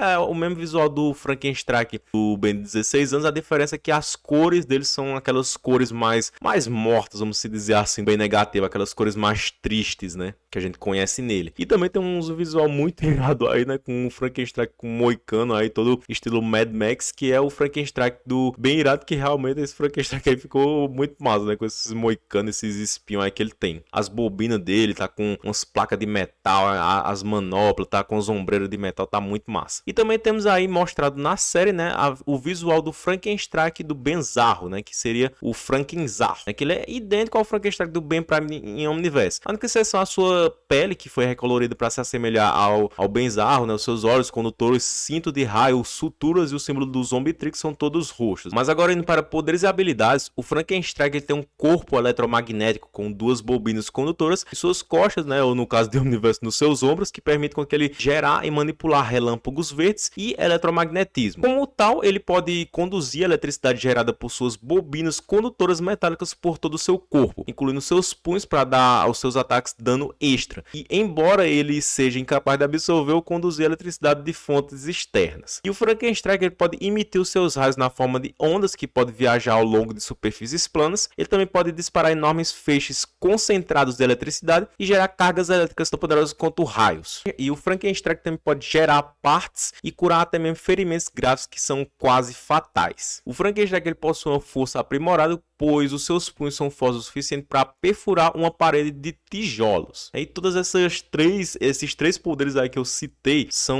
informações que o Luckzinho, né, o parceiro da Omnitube, conseguiu através de casos da franquia Ben 10 Alien Creator, né? Tem aí esses casos que tem essas informações extras aí a mais, né, sobre os poderes, né, características sobre os aliens, que é muito legal para complementar mais em relação ao alienígena em si. Mas além de possuir força para perfurar uma parede de tijolos, ele também pode perfurar um robô Tecadon e arrancar o seu braço. Ele também é forte o suficiente para carregar um apoplexiano sobre os seus ombros, isso demonstrado pelo Trovoada do Ben 23. Que é a outra versão aí do Frankenstein, né, só que aí da dimensão 23, o Trovoada, ele se assemelha mais à aparência do Frankenstein de 11 anos, a diferença é que as suas bobinas, os parafusos, as manoplas, uma parte ali das botas, eles são de cores douradas, né, e também a calça dele é uma tonalidade de azul, mas de resto é basicamente a mesma aparência do Frankenstein do Ben 12 anos que o Derek fez o visual. O Frankenstein é durável o suficiente para suportar ser atingido por explosões elétricas do fio, e o Frankenstein também tem reflexos aprimorados, por causa que ele foi capaz de desviar das mesmas explosões facilmente. O Frankenstein ele também tem um salto aprimorado, como mostrado quando ele foi capaz de pular e segurar uma escada alta enquanto esperava por emboscar o fio. Ele é bem rápido, como foi demonstrado pelo Trovoada, porque ele foi capaz de acompanhar o Rat. Ele pode sobreviver no vácuo do espaço, assim como todos os aliens do sistema Eno. Ele também pode ver no escuro. O Frankenstrike ele é resistente ao calor extremo, como demonstrado pelo Dr. Victor, e o Frankenstrike também é resistente a ventos fortes, sendo capaz de segurar parte de uma estação espacial quando o Dr. Victor abriu um portal para a nulidade. E o Frankenstrike ele pode emitir magnetismo das suas mãos ou dos pés, permitindo com que ele se fixe em estruturas metálicas. E ele também possui uma tecnocinese, ele pode se fundir com tecnologia, como demonstrado quando o Dr. Victor controlou alguns cabos com sua mente e os conectou a si mesmo. Agora, como fraquezas, galera, os dois geradores nos ombros do Frankenstrike são a fonte da sua eletricidade, o que significa que oponentes como o fio podem absorver a sua eletricidade através deles. E o Frankenstrike não consegue passar por espaços pequenos ou apertados, e também pode ser danificado por eletricidade externa, como mostrado quando o Frankenstrike atingiu o Dr. Victor com uma carga forte o suficiente para mandá-lo voando para um portal para a nulidade. Hulk e Scout também usaram lasers para incapacitar o Dr. Victor. E o Frankenstrike ele pode ser controlado e hipnotizado por Vladats através das suas corruptoras, como demonstrado pelo Dr. Victor e muitos residentes transilianos de Anor Transil. O Frankenstrike ele também pode ser congelado em gelo, como demonstrado pelo Dr. Victor. Também os transilianos podem ser assustados pela raça do Espantoide. E bem, galera, o Frankenstrike ele apareceu apenas uma única vez no episódio Tema do Escuro em Ben 10 clássico. Força alienígena, Frankenstrike foi bloqueado no Omnitrix após a recalibração, mas em Ben 10 Supremacia Alienígena, no episódio do Ben 10.000 Retorno, ele foi desbloqueado novamente, né, e o Ben podia usá-lo quando quisesse, que não aconteceu, só apareceu na abertura mesmo. Em Ben 10 Omniverse ele retorna aí de fato, né, aparecendo aí em alguns momentos, né, o Ben acaba se transformando nele, menos no episódio Um Novo Amanhecer, como eu falei anteriormente nas curiosidades do Snerio, né, tipo, Frankenstrike ficou de fora, tipo, ele e o Chocante foram dois aliens elétricos, acabaram meio que ficando de fora ali de segurar o Big Bang, coitado deles, né? O Frankenstein também aparece, histórias em quadrinhos e tudo mais. E a etimologia do nome dele, né? Você sabe o que é que significa? Bom, Ben Victor é muito fácil, é só a junção de Ben com Victor, né? Como explicado anteriormente, né? A questão do nome provisório dele, né? Já fica aí de curiosidade, o nome dele foi substituído de Ben Victor para Frankenstrike dentro do universo da série quando o Ben tinha 11 anos, né? Isso confirmado pelo Derek J. White. Mas o nome Frankenstrike, ele é uma combinação do nome Frankenstein, referência, né, ao monstro Frankenstein, e da palavra strike, que é como se fosse um raio, né, faz alusão às suas habilidades eletrocinéticas. O Frankenstrike também é um dos 5 alienígenas apresentados em um universo que geram eletricidade verde. Os outros são o Ultra T, o Chocante, o Arthrópode e o Nanomech. O design da série original do Frankenstrike foi feito pelo Thomas Pex, mas o design de Omniverse do Frankenstrike foi feito pelo Derek J. White. A aparência do Frankenstrike é baseada no monstro Frankenstein de Mary Shelley. O Thomas, ele acredita que o Frankenstrike é capaz de absorver a eletricidade, porém isso é uma coisa assim que ele acredita, ele acha, entendeu? Porém o Derek J. White, ele afirma com todas as letras que ele não pode, entendeu? Então nesse caso aqui, o Derek J. White ele tem sim ele tem mais critério para falar do Frankenstrike, né? Que ele falou com toda certeza, com toda convicção que ele não pode absorver energia, e o Thomas Pex ele acredita, ele acha que ele pode. Então aqui a gente vai dar crédito pro Derek, então ele não pode absorver eletricidade. E o Thomas Pex ele também acredita que os geradores nas costas do Frankenstrike são um produto de algum tipo de simbiose nanite. O Frankenstrike também foi considerado para aparecer no reboot, mas ele não foi escolhido como um alienígena elétrico por causa que ele já tinha o Shock Rock e acabou não aparecendo por fins de enredo, para não ter um monte de alien elétrico que nem era em Omniverse, né? Bom, galera, ele também tem um retcon aí envolvendo o Frankenstrike, né? Que ele era para ser o segundo alienígena mais inteligente do Omnitrix, e esse foi feito o retcon para o Arthrópode ser o segundo alienígena mais inteligente, né? Isso foi uma coisa que foi mudada, né? Eu tenho um vídeo todo explicando sobre isso, mas basicamente de forma simples é assim. No clássico, sim, os transilianos eram considerados a segunda espécie mais inteligente do Omnitrix, depois dos galvanianos, tanto que a gente vê isso com o Dr. Victor, e o próprio Ben Victor demonstrou, tipo, uma certa sabedoria, quando o Ben se transformou nele, ele falou um corpo eletromagnético sinistro, né, sabendo, mostrando que tinha um certo conhecimento sobre a composição dele, né. Corpo eletromagnético sinistro. Só que aí isso foi feito um retcon para que o Arthrópode, né, os Cerebrochassianos fossem a segunda espécie mais inteligente do Omnitrix, né? Então, isso é mostrado em Omniverse que foi feito esse retcon porque os transilianos são mostrados sendo burros. O único que realmente é inteligente é o Dr. Victor, para ser como se fosse um contrário à espécie dele. Tipo, ele foi o único ali que se esforçou para ser inteligente. E o Frankenstrike ele não é inteligente nem nada não. O clássico ele falou aquela frase ali, mas a gente entende que foi conhecimento do próprio Ben, né? O próprio Ben deduziu que ele tem um corpo eletromagnético, ele percebeu aquilo ali por conta própria, mas não que o Frankenstein ele seja inteligente, porque isso não é uma característica. Todos os membros da espécie do Frankenstein, tipo, não é que nem o Ratch, né? Todos os apoplexianos têm a característica de ser raivosos, então o Ratch vai ser raivoso. Mas no caso aí dos transilianos, eles não são todos que são hiperinteligentes, apenas o Dr. Victor, então o Frankenstein não vai ser hiperinteligente, entendeu? Então é basicamente isso. Se a gente for contar aí um transiliano hiperinteligente sem ser o Dr. Victor, seria o Frankenstein do Albedo. Pronto, Frankenstein negativo, tem aí a hiperinteligência do Albedo, então ele seria um transiliano hiperinteligente, beleza? Pronto, mas não por mérito do DNA transiliano, nem do Dr. Victor, nem nada, mas sim por mérito do próprio Albedo, que é um galvaniano que é hiperinteligente, beleza? Então, vamos pro próximo alienígena. Bom, galera, dando continuidade aqui ao vídeo, vamos para o próximo alien monstro, que é o espantoide. Ele é a amostra de DNA do Omnitrix de uma espécie desconhecida e também de um planeta desconhecido que ainda não foi revelado, não sabemos qual o nome, qual é a origem, não sabemos nem nada. E como eu falei aqui, né, galera, tipo, nem todos os aliens monstros vão ser aliens do sistema Enor, porque é confirmado pelo Derek T. White que o espantoide não é do sistema Enor, porém ele é um alien que é baseado, que foi inspirado em um ogro. Então o ogro sendo aí um monstro, assim, uma lenda, né, então ele é sim um alien monstro. E já falando disso, né, dele parece ser um ogro, vamos para a sua aparência. O espantoide, ele é um alienígena amarelo esverdeado, parecido com um ogro com braços longos e deformados que tem espinhos semelhantes a ervas daninhas saindo deles, pontas dos dedos pontiagudas e um umbigo bem visível. Ele usa um simples par de cuecas pretas com uma cintura verde escura de metal com parafusos brancos. Os seus olhos são verdes brilhantes e podem ser vistos através das barras de um capacete de gaiola de metal verde escuro usado em sua cabeça. E dentro do seu capacete está o rosto aterrorizante do espantoide, que supostamente se assemelha a um horror sobrenatural. E também tem uma camada de tentáculos que cobre seu verdadeiro rosto. O capacete do espantoide tem 2 chifres saindo dos lados dele e também uma crista que lembra uma unha do pé em forma, né? A porta da gaiola tem 5 barras, 3 das quais estão no centro da porta, e ela abre em 2 metades, com a fechadura bem no centro da porta, né? Ficando na metade direita.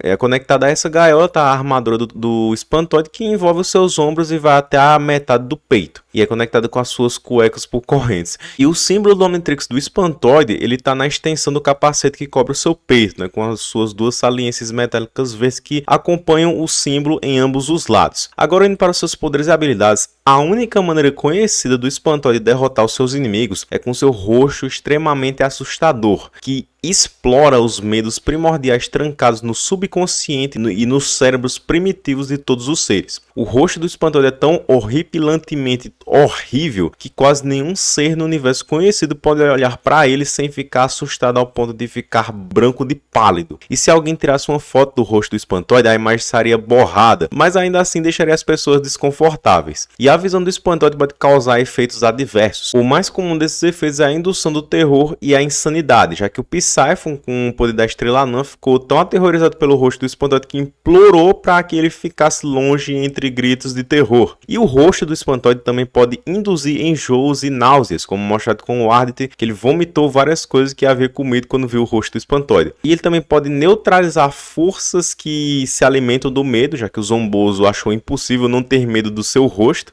Outros seres como Ectonorids, Lobuans, Tepicufans, Transilianos, que nós já falamos aqui, né? Vladats, os Ormerorous, que eu ainda vou falar deles nesse vídeo. Apoplexianos, as Biogosmas e até mesmo as personalidades de um Sábio Celestial e o Kevin Supremo podem ficar aterrorizados pelo rosto do espantoide. E dependendo do momento do tempo, o Maltruante também pode ficar assustado com o rosto dele. E o espantoide, ele tem um tipo de visão multifásica, né? Em camadas que tornam a sua visão tão medíocre, ainda pior quando ele olha para objetos multidimensionais ou desconhecidos, o que significa que ele não pode se assustar com seu próprio rosto se ele olhar para algo reflexível. E o espantoide também é capaz de arregalar os olhos para fora. Quando o capacete do espantoide se prepara para abrir, ele libera uma pequena quantidade de gases verdes enquanto ele despressuriza. Também é incrivelmente difícil de se danificar. E o espantoide, ele tem um grau de força aprimorado o suficiente para levantar um carro. Além disso, galera, também é confirmado por um pop-up do Ben 10 clássico que o Espantoide ele pode disparar ácido pelos dedos, né? Que aí você pensa, mas é um poder do clássico, né? E tudo mais, e o Espantoide não demonstrou isso, mas acredito que ele não demonstrou por conta que o Ben não aprendeu a usar esse poder, ou fora do universo da série é por conta que o Derek J. White, que foi quem trouxe o Espantoide de volta aí pro Omniverse, ele não deve ter achado, encontrado essa informação do pop-up. Mas agora vamos para suas fraquezas. Por ser muito pesado, o Espantoide pode facilmente perder o equilíbrio. E seres cegos como Vulp e Mansa seriam imunes ao rosto do Espantoide. Da mesma forma que seres surdos seriam imunes aos seus sons. E apesar de ter uma camada de tentáculos cobrindo seu rosto, o Espantoide não pode usar os seus tentáculos para atacar seres cegos. E seres que não têm emoção sapiente ou instinto de sobrevivência, como drones e robôs, seriam imunes ao rosto e aos sons do Espantoide também. No entanto, isso invocaria algum tipo de reação defensiva deles. E o Espantoide tem reflexos abaixo da média, o que torna possível abordá-lo furtivamente e atacá-los antes que ele tenha tempo de abrir a sua gaiola. E existem certos seres que o Espantoide não consegue de jeito nenhum, ele não consegue assustar, como a Mavrido, porque ela já viu coisas piores, né? E também ele não consegue assustar o Diagon. E o Professor Paradoxo consegue ver o rosto do Espantoide claramente. Ele não é um horror incognoscível para ele, portanto ele é capaz de superar os seus medos iniciais, sabe? O Professor Paradoxo já viu coisa demais na vida dele aí, né? Quando ele acabou caindo no horizonte de evento lá e ele virou o que ele é hoje em dia, um viajante no tempo. Então o rosto do Espantoide para ele não é nada demais não. E como mencionado acima, né, que a gente falou, a visão do Espantoide é considerada pior que medíocre, o que dificulta a sua visão. Tipo, é algo que favorece lá em relação a não se assustar com o próprio rosto, mas também é uma desvantagem, né? E bem, galera, o Espantoide ele aparece apenas na série de Ben 10 Omniverse, né? Na sua primeira aparição, que é o episódio Entrega Especial, o Ben ele se transforma no Espantoide e a gente vê que, tipo, ele parece que já conhecia esse alien, né? Tipo, ele demonstra saber ali usar o poder dele contra o Psyphon de uma forma muito rápida. Tipo, ele não parece assim ficar surpreso ao se transformar no Espantoide. Então eu acredito que ele já conhecia esse alien, já tenha virado ele fora de tela. Mas assim, galera, mesmo ele sendo um alien de Omniverse, ele não tem a sua origem em Omniverse. A gente pode considerar que ele é um alien do clássico, pelo menos do futuro do clássico, né? Assim como o Cuspidor, como o Iguana Ártica, né? Tipo, foram aliens inicialmente, né? Mostrados para nós pelo Ben 10.000. E o Espantoide, que no clássico ele foi mencionado aqui na dublagem brasileira como Frieira, né? Não esquenta, eu dei a você alguns dos clássicos. XLR8 e Insectoide. Assim você pode fugir se a chapa esquentar. Tem também Cipó Selvagem, Clone, Chocante, Cuspidor, Cobra e Arial. Ah, o Couraça e o Frieira também. Pai, a maioria é tão fraquinha. E o Frieira chega a ser nojento. Mas você podia pelo menos trocar o Frieira pelo, sei lá, o Massa Cinzenta.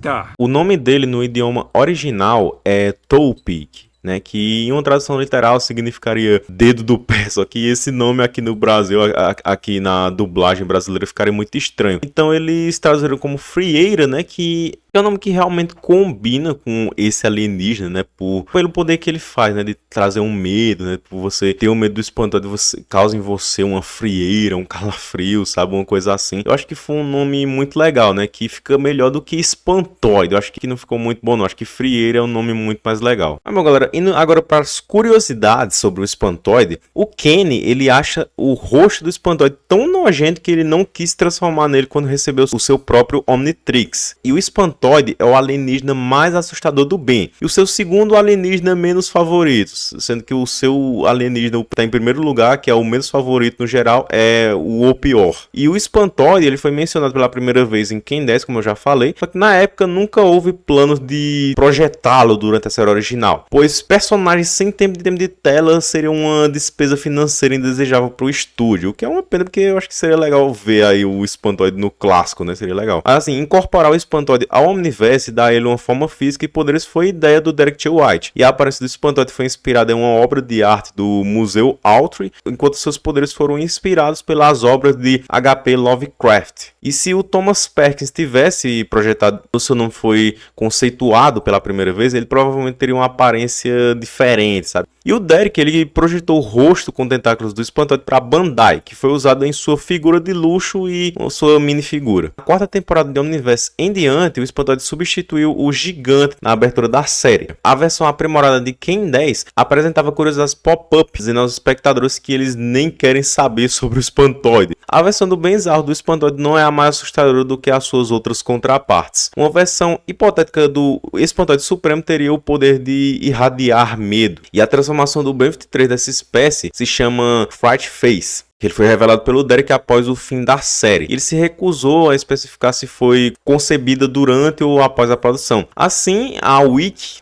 de Ben 10, o Ben 10 Planet, considera que não é canônica nem oficial. Fright Face teve uma pontuação tão baixa que foi usado só apenas uma única vez, lá no universo do Ben 23. Mas assim, a Wiki considera o Fright Face não canônico e não oficial. Mas assim, eu particularmente, se o Derek falou, que existe, a transformação do espantoide da dimensão 23, eu considero que sim, que o Ben 23 só não se transformou mais nele, por conta que o Derek falou aqui, que o Fright Face teve uma pontuação tão baixa, em questão de popularidade, que ele só se transformou nele uma vez, mas basicamente é isso, entendeu? Então ele existe sim na dimensão 23, independente assim, do que a Wiki pensa ou não, entendeu? A minha opinião é essa. E quando a gaiola na cabeça do espantoide se abre, sons de gritos aterrorizantes, lamentos agonizantes, rugidos, gemidos e lamentos profanos, assobios e risadas demoníacas profundos podem ser ouvidos até que a gaiola seja fechada novamente, ou quando o espantoide se transforma em outro alienígena, ou volta à forma humana.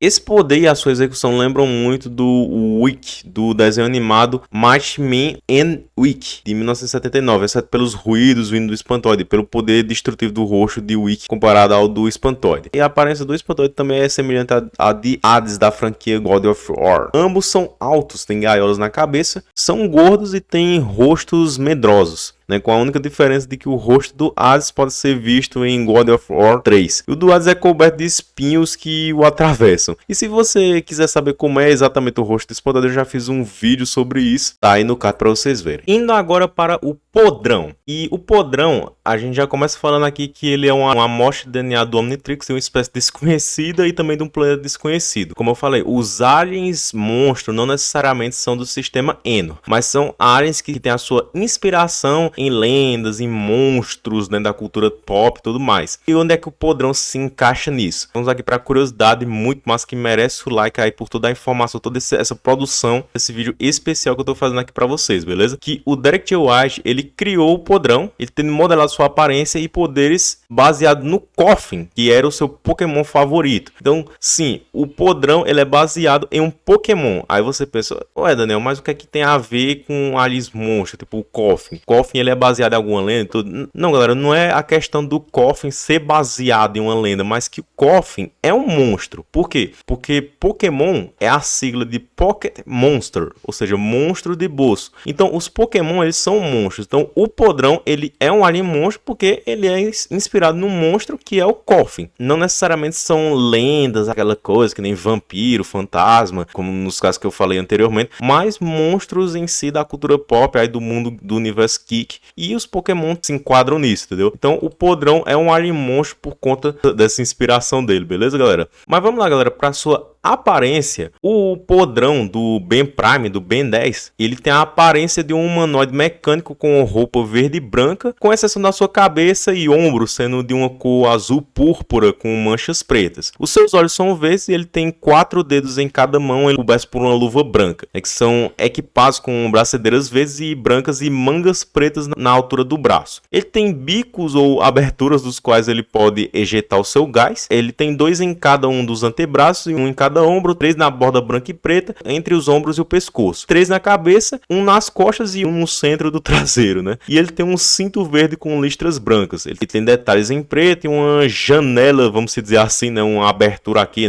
no estômago, que mostra aí o gás dele, para que o gás dele que ele usa possa ser visto. E o podrão, ele usa o símbolo do Omnitrix, no que parece ser uma espécie de máscara, que ele usa na frente da sua boca. E também temos o podrão do B negativo. E o podrão do B negativo, ele é muito parecido com o do Ben Prime. E a exceção é que as partes verdes da sua roupa são recoloridas em azul claro e os seus olhos, a pele e o símbolo do Negatrix são recoloridos em cinza. E assim, galera, a personalidade do Podrão, né, o Podrão é um dos aliens que sim acaba mudando a personalidade do Ben, sem entrar em muitos detalhes, até porque tem vídeo explicando bem direito sobre isso no canal do Luckyzinho, mas o Podrão, ele fala com o sotaque do Brooklyn, um tom áspero que ele dá uma característica assim de cara esperto e durão, sabe? Mais tranquilo, né? Ele também tem um senso de humor cínico e geralmente bem calmo e equilibrado. Aqui no Brasil, por conta da dublagem, não é mostrado tanto esse sotaque do Brooklyn. No idioma original dá pra ver bem direitinho essa característica dele. Mas agora, indo para poderes e habilidades, o Podrão ele tem a habilidade de fazer compostos de quase qualquer tipo e expeli-los como gás de vários dos seus bicos ali, né? Em seu corpo, tanto para ataque quanto para defesa. E a força desses gases depende da quantidade expelida e da sua composição química. E tecnicamente falando, o Podrão ele pode gerar quase qualquer tipo de gás químico imaginável, né? Incluindo assim o dióxido de enxofre, né? Que é um gás altamente combustível e tóxico que pode ser usado como uma forma de gás de lacrimogênio. Também temos o óxido nitroso, mais comumente conhecido como gás hilariante, que pode ser usado para incapacitar um oponente, fazendo ele rir incontrolavelmente. Também temos o fluorometil hexafluorosopropil éter, aí tem nome difícil de falar, também conhecido como sevoflurano, né? Mais fácil de falar. E embora seja normalmente usado como um anestésico, ele também é útil como um gás de eliminação com perda de memória de curto prazo com efeito colateral. Também temos o cloreto de hidrogênio, que é um gás ácido e corrosivo que pode queimar ou derreter materiais sólidos, como as construções de um segmento sapien. Também temos o diclorodietil sulfeto, mais comumente conhecido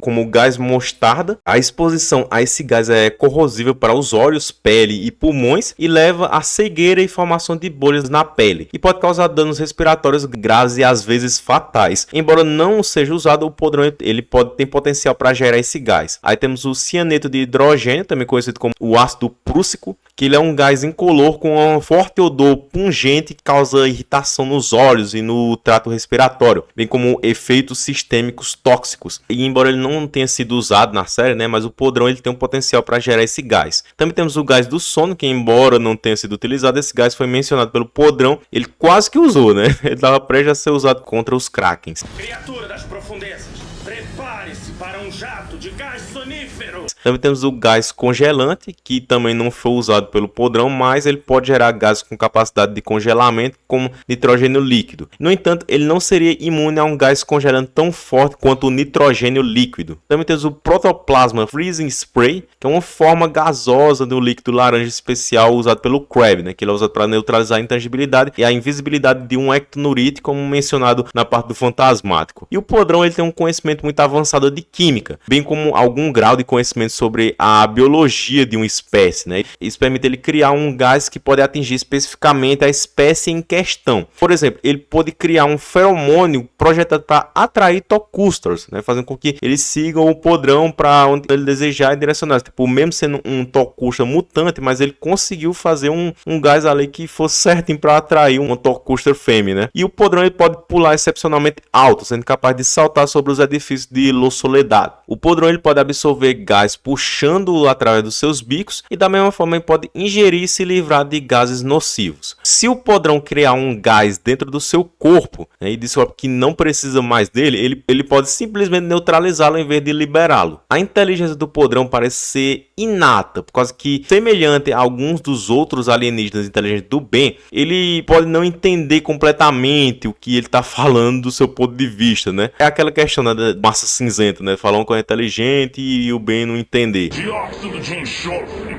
Não me pergunta como eu sei, nem como eu faço isso. E além disso, o Podrão ele parece ser muito inteligente em geral, né? Por causa que ele discutiu sobre as ramificações da viagem no tempo, que bater a cabeça de alguém resultaria simplesmente em uma conclusão em vez de uma amnésia, né? Foi até um diálogo bem engraçado, né? Ele tá falando ali com o Hulk na cena. Um ataque na cabeça faz humanos esquecerem coisas, principalmente se for alguém rico caindo de um iate. Ah, não, isso é só em filmes. Na vida real, uma pancada na cabeça só vai te deixar com um trauma. o fato do animal voltar do futuro quer dizer que tudo era diferente até ele aparecer, ou que tem um mundo onde ele não apareceu, que não existe mais, sei lá, entende? É que não faz o menor sentido. O podrão ele também é imune a gases venenosos e ácidos, pois ele pode inalá-los e transformá-los em algo inofensivo. E ele também é imune ao pó do sono de uma nemoína. E o podrão ele pode sobreviver no vácuo do espaço. Agora, como fraquezas, quando o podrão ele usa os seus gases, eles criam uma grande nuvem que é suscetível aos ventos predominantes. E isso pode colocar aliados em perigo, assim como espectadores inocentes também. E alguns dos gases do podrão são inflamáveis, então ele deve ter cuidado de situações que possam ser inflamadas. E criaturas protegidas de gases, como aqueles que usam máscara de gás ou isolamento, eles são imunes aos gases do podrão. O podrão ele não pode gerar esporos porque ele só trabalha com gases químicos. E o podrão ele não pode replicar a água da fonte da juventude como uma forma de vapor de jeito nenhum. Não pode deixar alguém jovem para sempre, não. E apesar de ser capaz de absorver gases, o podrão ele não pode absorver um ectonurídeo na forma de fumaça. E bem, galera, o podrão só apareceu mesmo em Ben 10 Omniverse, no qual o Ben ele se transformou nele no episódio Loucuras do Animal, e que, apesar de ser a primeira aparição dele, né, o podrão ele nunca teve bloqueado no Omnitrix, né, basicamente o Ben ele só se transformou nele a partir desse episódio mesmo, né, acabou descobrindo ele nesse episódio. E o nome do podrão em inglês é Gutroth, que é uma referência a Hrothgar, que também foi um nome inicial pensado pelos produtores, né, que é um nome compartilhado por vários personagens fictícios. Hrothgar também é uma gíria da era da lei seca para bebidas alcoólicas caseiras, fazendo alusão à capacidade do podrão de misturar produtos químicos dentro de si. Aí Gutroth, que é uma gíria que, traduzindo para uma tradução literal brasileira, né, em português brasileiro, seria dor de estômago, né, que eu acredito que faz uma alusão ao fato do podrão ele inalar gases, né, tem poder de gás e tudo mais, e acho que vocês já entenderam, né, a relação de dor de estômago com gases. Mas agora vamos para as curiosidades. Tecnicamente falando, o nome do podrão foi criado pelo Dr. Animal do Futuro, né? Porque você pensar que o Ben perguntou pro Dr. Animal do Futuro como é que se chamava esse alien, o que é que ele fazia, o Dr. Animal do Futuro que falou que o Ben chama ele de podrão. Então, a partir daí, o Ben vai chamar ele de podrão. Se for no futuro, né? Obviamente, ele vai continuar chamando por esse nome. Então, o Dr. Animal ele vai saber que o Ben chama ele de podrão, e aí quando o Dr. Animal do Futuro voltar no tempo de novo, aí novamente vai acontecer o paradoxo, né? E aí o podrão vai perguntar para o Dr. Animal do Futuro como é que ele se chama e o que é que ele faz, e ele vai dizer novamente que o nome dele é podrão. Então, basicamente, é um loop infinito, que isso faz com que o Dr. Animal, tecnicamente, tenha nomeado podrão, né? Porque ele viajou no tempo e vocês entenderam. E, ironicamente, química é uma das disciplinas mais que o Ben mais tem dificuldade, embora o podrão pareça ser um especialista nela, né? O Ben, quando vira o podrão, ele entende uma matéria que, na forma humana, o Ben não sabe de nada. O podrão ele pode gerar qualquer gás visto em desenhos animados e histórias em quadrinhos, incluindo uma forma gasosa do soro da verdade, né? No entanto, existem alguns gases que ele pode ter que ver primeiro para saber como é que ele faz. A voz do podrão no idioma original, ela foi inspirada no personagem Columbo de Peter Falk. Ele até aperta o olho direito como o Peter Falk, né? Que tinha um olho de vidro desde os 3 anos de idade e era conhecido por seu jeito característico de apertar os olhos. E aí, quando perguntado se o podrão ele poderia criar uma cura pro... Eu não sei se hoje em dia pode falar o nome dessa doença, mas que era chamado de coronavírus, o COVID-19, né? Vocês sabem o que é, né? Aí o Derek J. White ele respondeu que o podrão poderia fazer um gás esterilizante, mas não uma vacina. E se você não viu no tempo da pandemia, aí eu fiz um vídeo falando sobre os aliens que poderiam vencer o danado desse vírus aí. Se você não viu, clicar aí no card. E se o podrão tivesse aparecido no reboot, ele seria muito útil por causa da sua imunidade ao gás da memória do Esqueciete e ao talco de bebê da Nanny Nightmare. Então é isso tudo sobre o podrão. Vamos para o próximo alienígena. Bem, galera, chegamos aí no Vampiro. E o Vampiro ela é a amostra de DNA do Omnitrix de um Vladate do planeta Anur Vladias e Anur Trance no sistema Eno. Ele é um alienígena parecido com um vampiro, né? Com uma pele pálida, olhos verdes e dentes amarelos afiados. Ele usa um macacão preto com peitos e marcas verdes, luvas pretas com dedos verdes que possuem garras afiadas e uma máscara verde com espinhos. A sua cabeça é bem grande e apresenta olhos verdes. E os espinhos da sua cabeça são parte do seu traje e não cobrem nenhuma parte do seu corpo. O vampiro, ele também tem abas verdes sobre os seus braços, que lembram as asas de um morcego. E o vampiro, ele usa o símbolo do Omnitrix no seu estômago. As corrupturas do vampiro são entidades cristalinas. Eles são pequenos objetos verdes escuros em forma de diamantes com olhos verdes claros, pequenos chifres e asas pretas semelhantes a de morcegos. Na sua forma de morcego, o vampiro ele se torna uma pequena bola preta com asas da mesma cor e tamanho. É uma versão em miniatura do seu rosto, né? Na frente do seu corpo. Porém, essa é a versão vampiro transformado em morcego, uma versão chibi, né? Ou seja, uma versão mais de comédia, sabe? Não é a versão verdadeira, né? Do vampiro transformado em morcego. A versão verdadeira, né? Séria, vamos dizer assim, do vampiro transformado em morcego é essa que vocês estão vendo aí na tela, que é mais detalhado, que realmente parece mais com um morcego realista, né? E não um morcego cartunesco, né? Então, essa é a versão oficial que acabou não aparecendo na série por conta que a cena que o vampiro se transforma em morcego era uma cena assim mais engraçadinha, sabe? Então por isso que quando ele virou morcego ele acabou ficando desse jeito, né? Mas tá tudo bem, né? Tudo é oficial por conta que foi feito pelo Derek T. White. E ao queimar na luz do sol, as roupas do vampiro parecem queimar primeiro, deixando a sua pele, que estaria completamente cinza devido ao sol, exposta antes que ele próprio se queime. E também, galera, temos aí a versão do vampiro do Benzarro, que basicamente é a mesma aparência do vampiro que a gente conhece, a diferença é que ele é recolorido de roxo, né? Agora vamos para os poderes e habilidades. A espécie do vampiro, que são os Vladats, são mestres em controlar outros seres. Isso lhe dá a habilidade de hipnotizar outros seres através do contato visual e a habilidade de controlar seres atirando as suas corrupturas nas suas testas. Ele pode produzir essas pequenas criaturas na sua boca e pode gerar outras de tamanho diferente para se adequar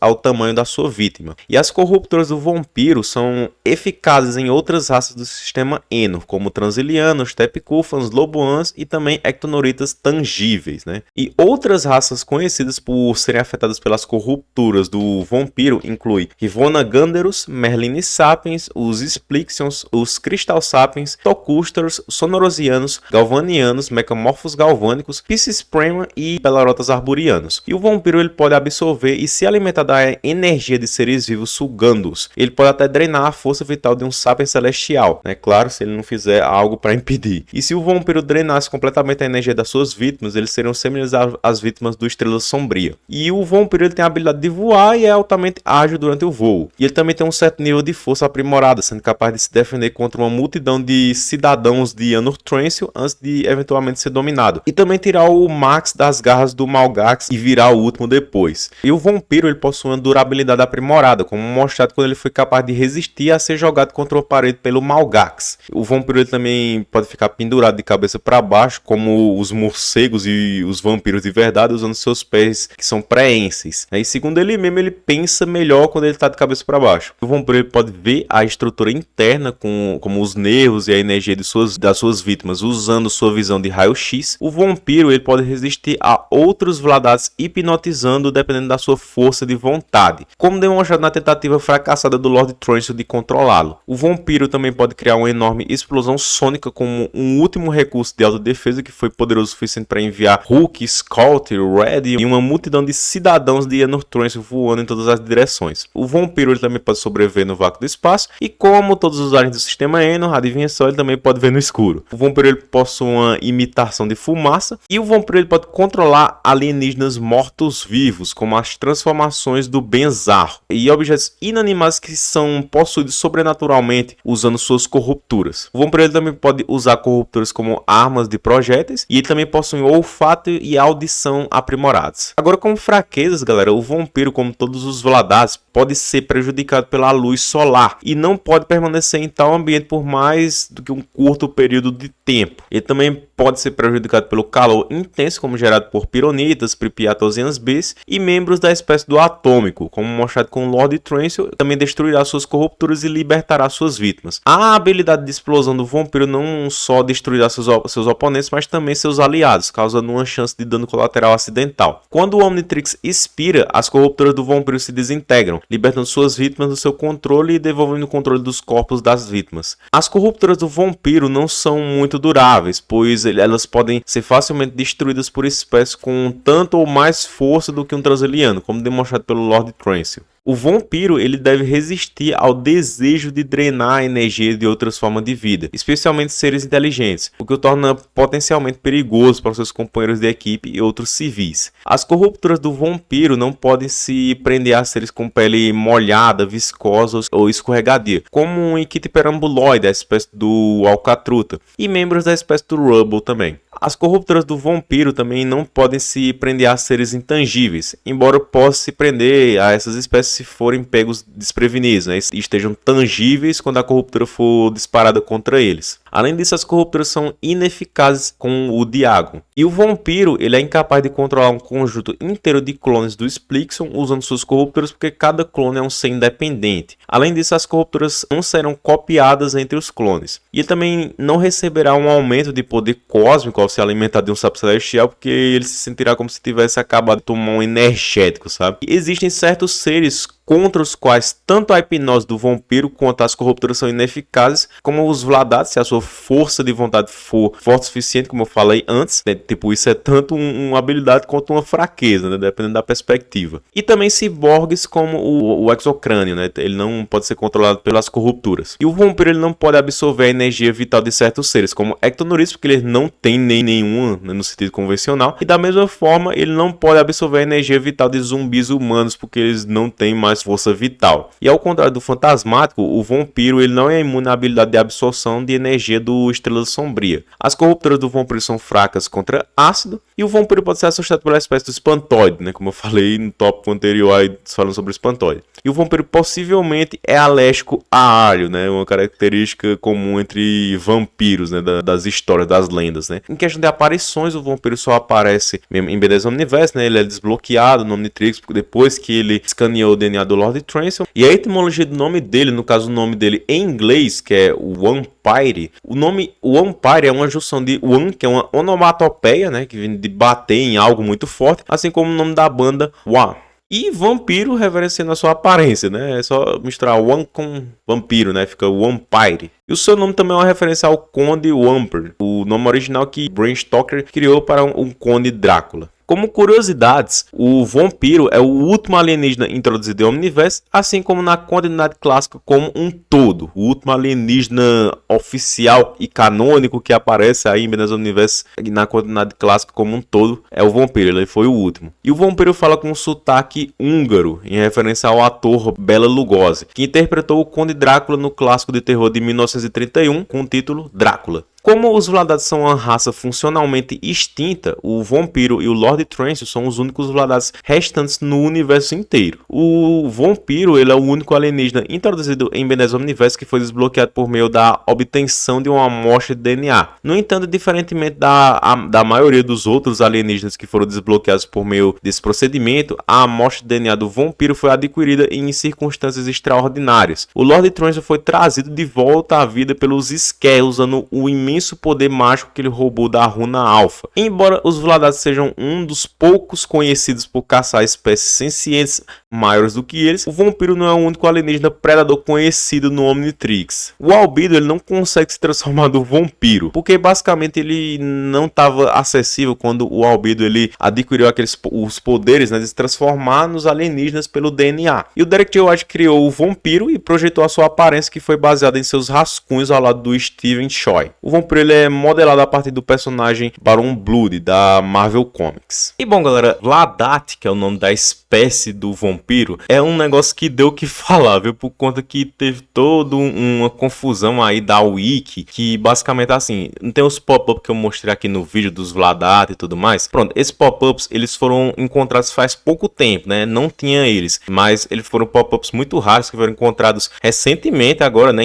Esse ano, em 2024, no qual mostra que a grafia do nome da espécie do vampiro é Vladat. Por isso que na série em B10 Omniverse também é chamada assim, de Vladat. Porém, a Wiki usava o nome Vladit, com essa grafia aqui. Tanto que tem imagem, né, que fala dos pop-ups da espécie do vampiro no clássico, né, que falava dos Vladats e tudo mais. Mas era escrito como Vladit, porque eles achavam que esse era o nome certo, entendeu? Eles achavam que o nome Vladat tinha sido canonizado sem querer, entendeu? Erroneamente. Mas não. Tudo isso por conta de uma mercadoria da Bandai Bandai falava do Estrela Sombria que estava escrito o nome Vladit, entendeu? Então eles associaram aos Vladats, aí acharam que o nome certo era escrito como Vladit, mas não. Esses pop-ups estão aí para provar que desde sempre eram escritos como Vladats. Bom, galera, terminamos aqui os aliens canônicos, mas agora vamos falar dos aliens não canônicos, porque sim, existem aliens monstros que são da categoria não canônico, que são aliens que a sua espécie foi mencionada em pop-ups do Ben 10 clássico, né, que eles são do sistema Eno e são baseados em alguma lenda, algum monstro da cultura pop e tudo mais, porém eles não apareceram de fato na série, eles são não canônicos, porém são oficiais, porque seus designs foram feitos pelo antigo diretor de artes do Ben 10 clássico da terceira e quarta temporada, que é o Thomas Perkins. Então vamos começar aqui com o Brain Drain, que ele é a amostra de DNA do Omnitrix de um Ormerorou do planeta Anur Ormerou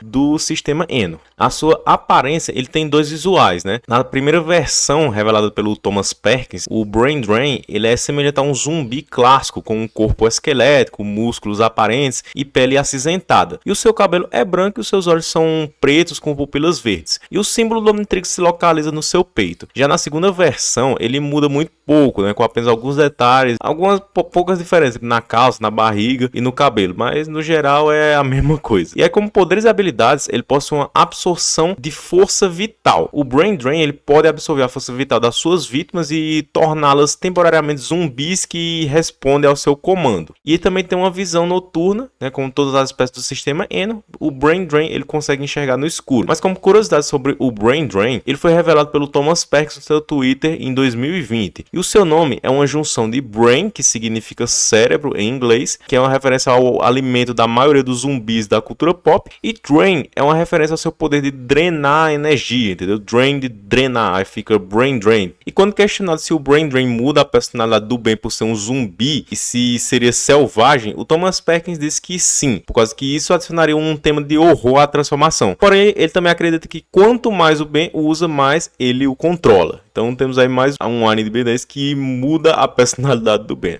Agora, indo para o Ligum, ele é a amostra de DNA do Omnitrix de um Milgan do planeta Anur Milgan do sistema Eno. E ele, assim como o Brain Drain, o Thomas Perkins fez duas versões para esse alienígena. Que a primeira versão, o Ligum, ele é um alienígena peixe humanoide alto com cerca de 2,1 metros de altura e braços longos. A maior parte do seu corpo é verde acinzentado e o seu rosto e braços são um pouco mais claros. Ele tem barbatanas em seus braços, atrás das pernas, em volta do pescoço e em cima da sua cabeça. As suas mãos e pés têm 4 dedos e são palmadas. E o Omnitrix fica no seu short preto. Agora, a sua segunda versão é bem musculosa e com a cabeça semelhante à de um Dunkleosteus, né, que é esse peixe aqui. E a sua pele é uma cor de areia, o seu estômago, peito e as suas barbatanas dos seus peitos são brancos. As suas mãos e pés têm 3 dedos e também são palmadas, assim como a primeira versão. E o Omnitrix, o símbolo do Omnitrix, ele fica no seu short branco. E aí, como poderes e habilidades, ele possui, todas confirmadas pelo Thomas Perkins, ele tem uma hidrocinese, né, que o Ligum é capaz de manipular a água e criar objetos com ela. Ele também possui uma respiração anfíbia, ele é um ser anfíbio, podendo respirar tanto dentro quanto fora d'água. Ele também possui uma visão noturna, né, assim como todos os outros aliens do sistema Eno. Ele possui uma imunidade ao coródio, como todos os outros aliens do sistema Eno, ele também não é prejudicado pelo coródio. E tem uma super força suficiente para levantar 2 toneladas. E outras habilidades que ele possui é um fator de cura via hidrocinese. E ele tem o poder de regenerar membros perdidos. E agora, como curiosidades, Ligum é uma abreviação de Lagoon, que é uma palavra em inglês que significa lagoa, né, que é uma referência ao monstro da Lagoa Negra, né? Esse que é o monstro que serviu de inspiração para ele. Esse é um monstro do filme clássico Creature from the Black Lagoon. Os poderes desse alienígena não foram revelados com seu design, diferentemente das outras transformações criadas pelo Thomas Perkins, ele falou depois. E quando questionado se os dois designs do Ligum seriam subespécies, o Thomas Perkins disse que não, e que eles seriam espécies diferentes do mesmo planeta. Mas, basicamente, isso é tudo sobre o Ligum. Bom, galera, vamos aqui agora falar do Skeleton. O Skeleton, ele é um alienígena não canônico, que ele é uma amostra de DNA do Omnitrix de um Desculsapien do planeta Anur Jinray. Mais um dos planetas aí que foram revelados por pop-up que existe no sistema Eno. E bom, o Skeleton, ele tem como aparência, ele é similar a um esqueleto humano, mas com cerca de 2,7 metros de altura. Ele tem pernas curtas, braços longos, ombros pontudos, 4 dedos em suas mãos e 4 dedos afiados nos seus pés, dos quais um se localiza no calcanhar e um pequeno chifre no topo da sua cabeça. Ele possui um revestimento gosmento de cor azul translúcida e 4 olhos verdes. O símbolo Omnitrix se localiza no seu peito. Como poderes e habilidades, ele possui uma picnocinese, ou seja, o Skeleton ele consegue controlar sua própria densidade, ficando mais pesado ou mais leve. Ele também possui aí a visão noturna, como todos os usuários do sistema Eno, e a imunidade ao coródio, né? Basicamente, o poder mais diferencial dele é a picnocinese. E bom, galera, o Skeleton, o nome dele, né, é um trocadilho com as palavras skeleton, que é esqueleto, e tom de tonalidade, né, referência à sua aparência e seu peso, respectivamente. E o nome da espécie do Skeleton foi dado no Twitter por um fã, que após perceber a confusão do Thomas Perkins, que foi o criador do Alien, quanto à denominação do planeta, sugeriu o Desculsapem, né, com o nome aprovado pelo artista. E após isso o usuário notou a ironia da situação, né, tipo, quando criança ele assistia a série e agora ele deu o nome à espécie. Isso é muito legal, né? E isso foi tudo sobre o Skeleton. Esse foi o vídeo, espero que vocês tenham gostado desse especial de Halloween, né, que demorou um pouco para sair, mas eu acredito que eu escolhi um dia muito bom aí para ele ser postado, né? Então deixa aquele like, se inscreva no canal, se possível seja membro, ativa o sininho, falou e tchau!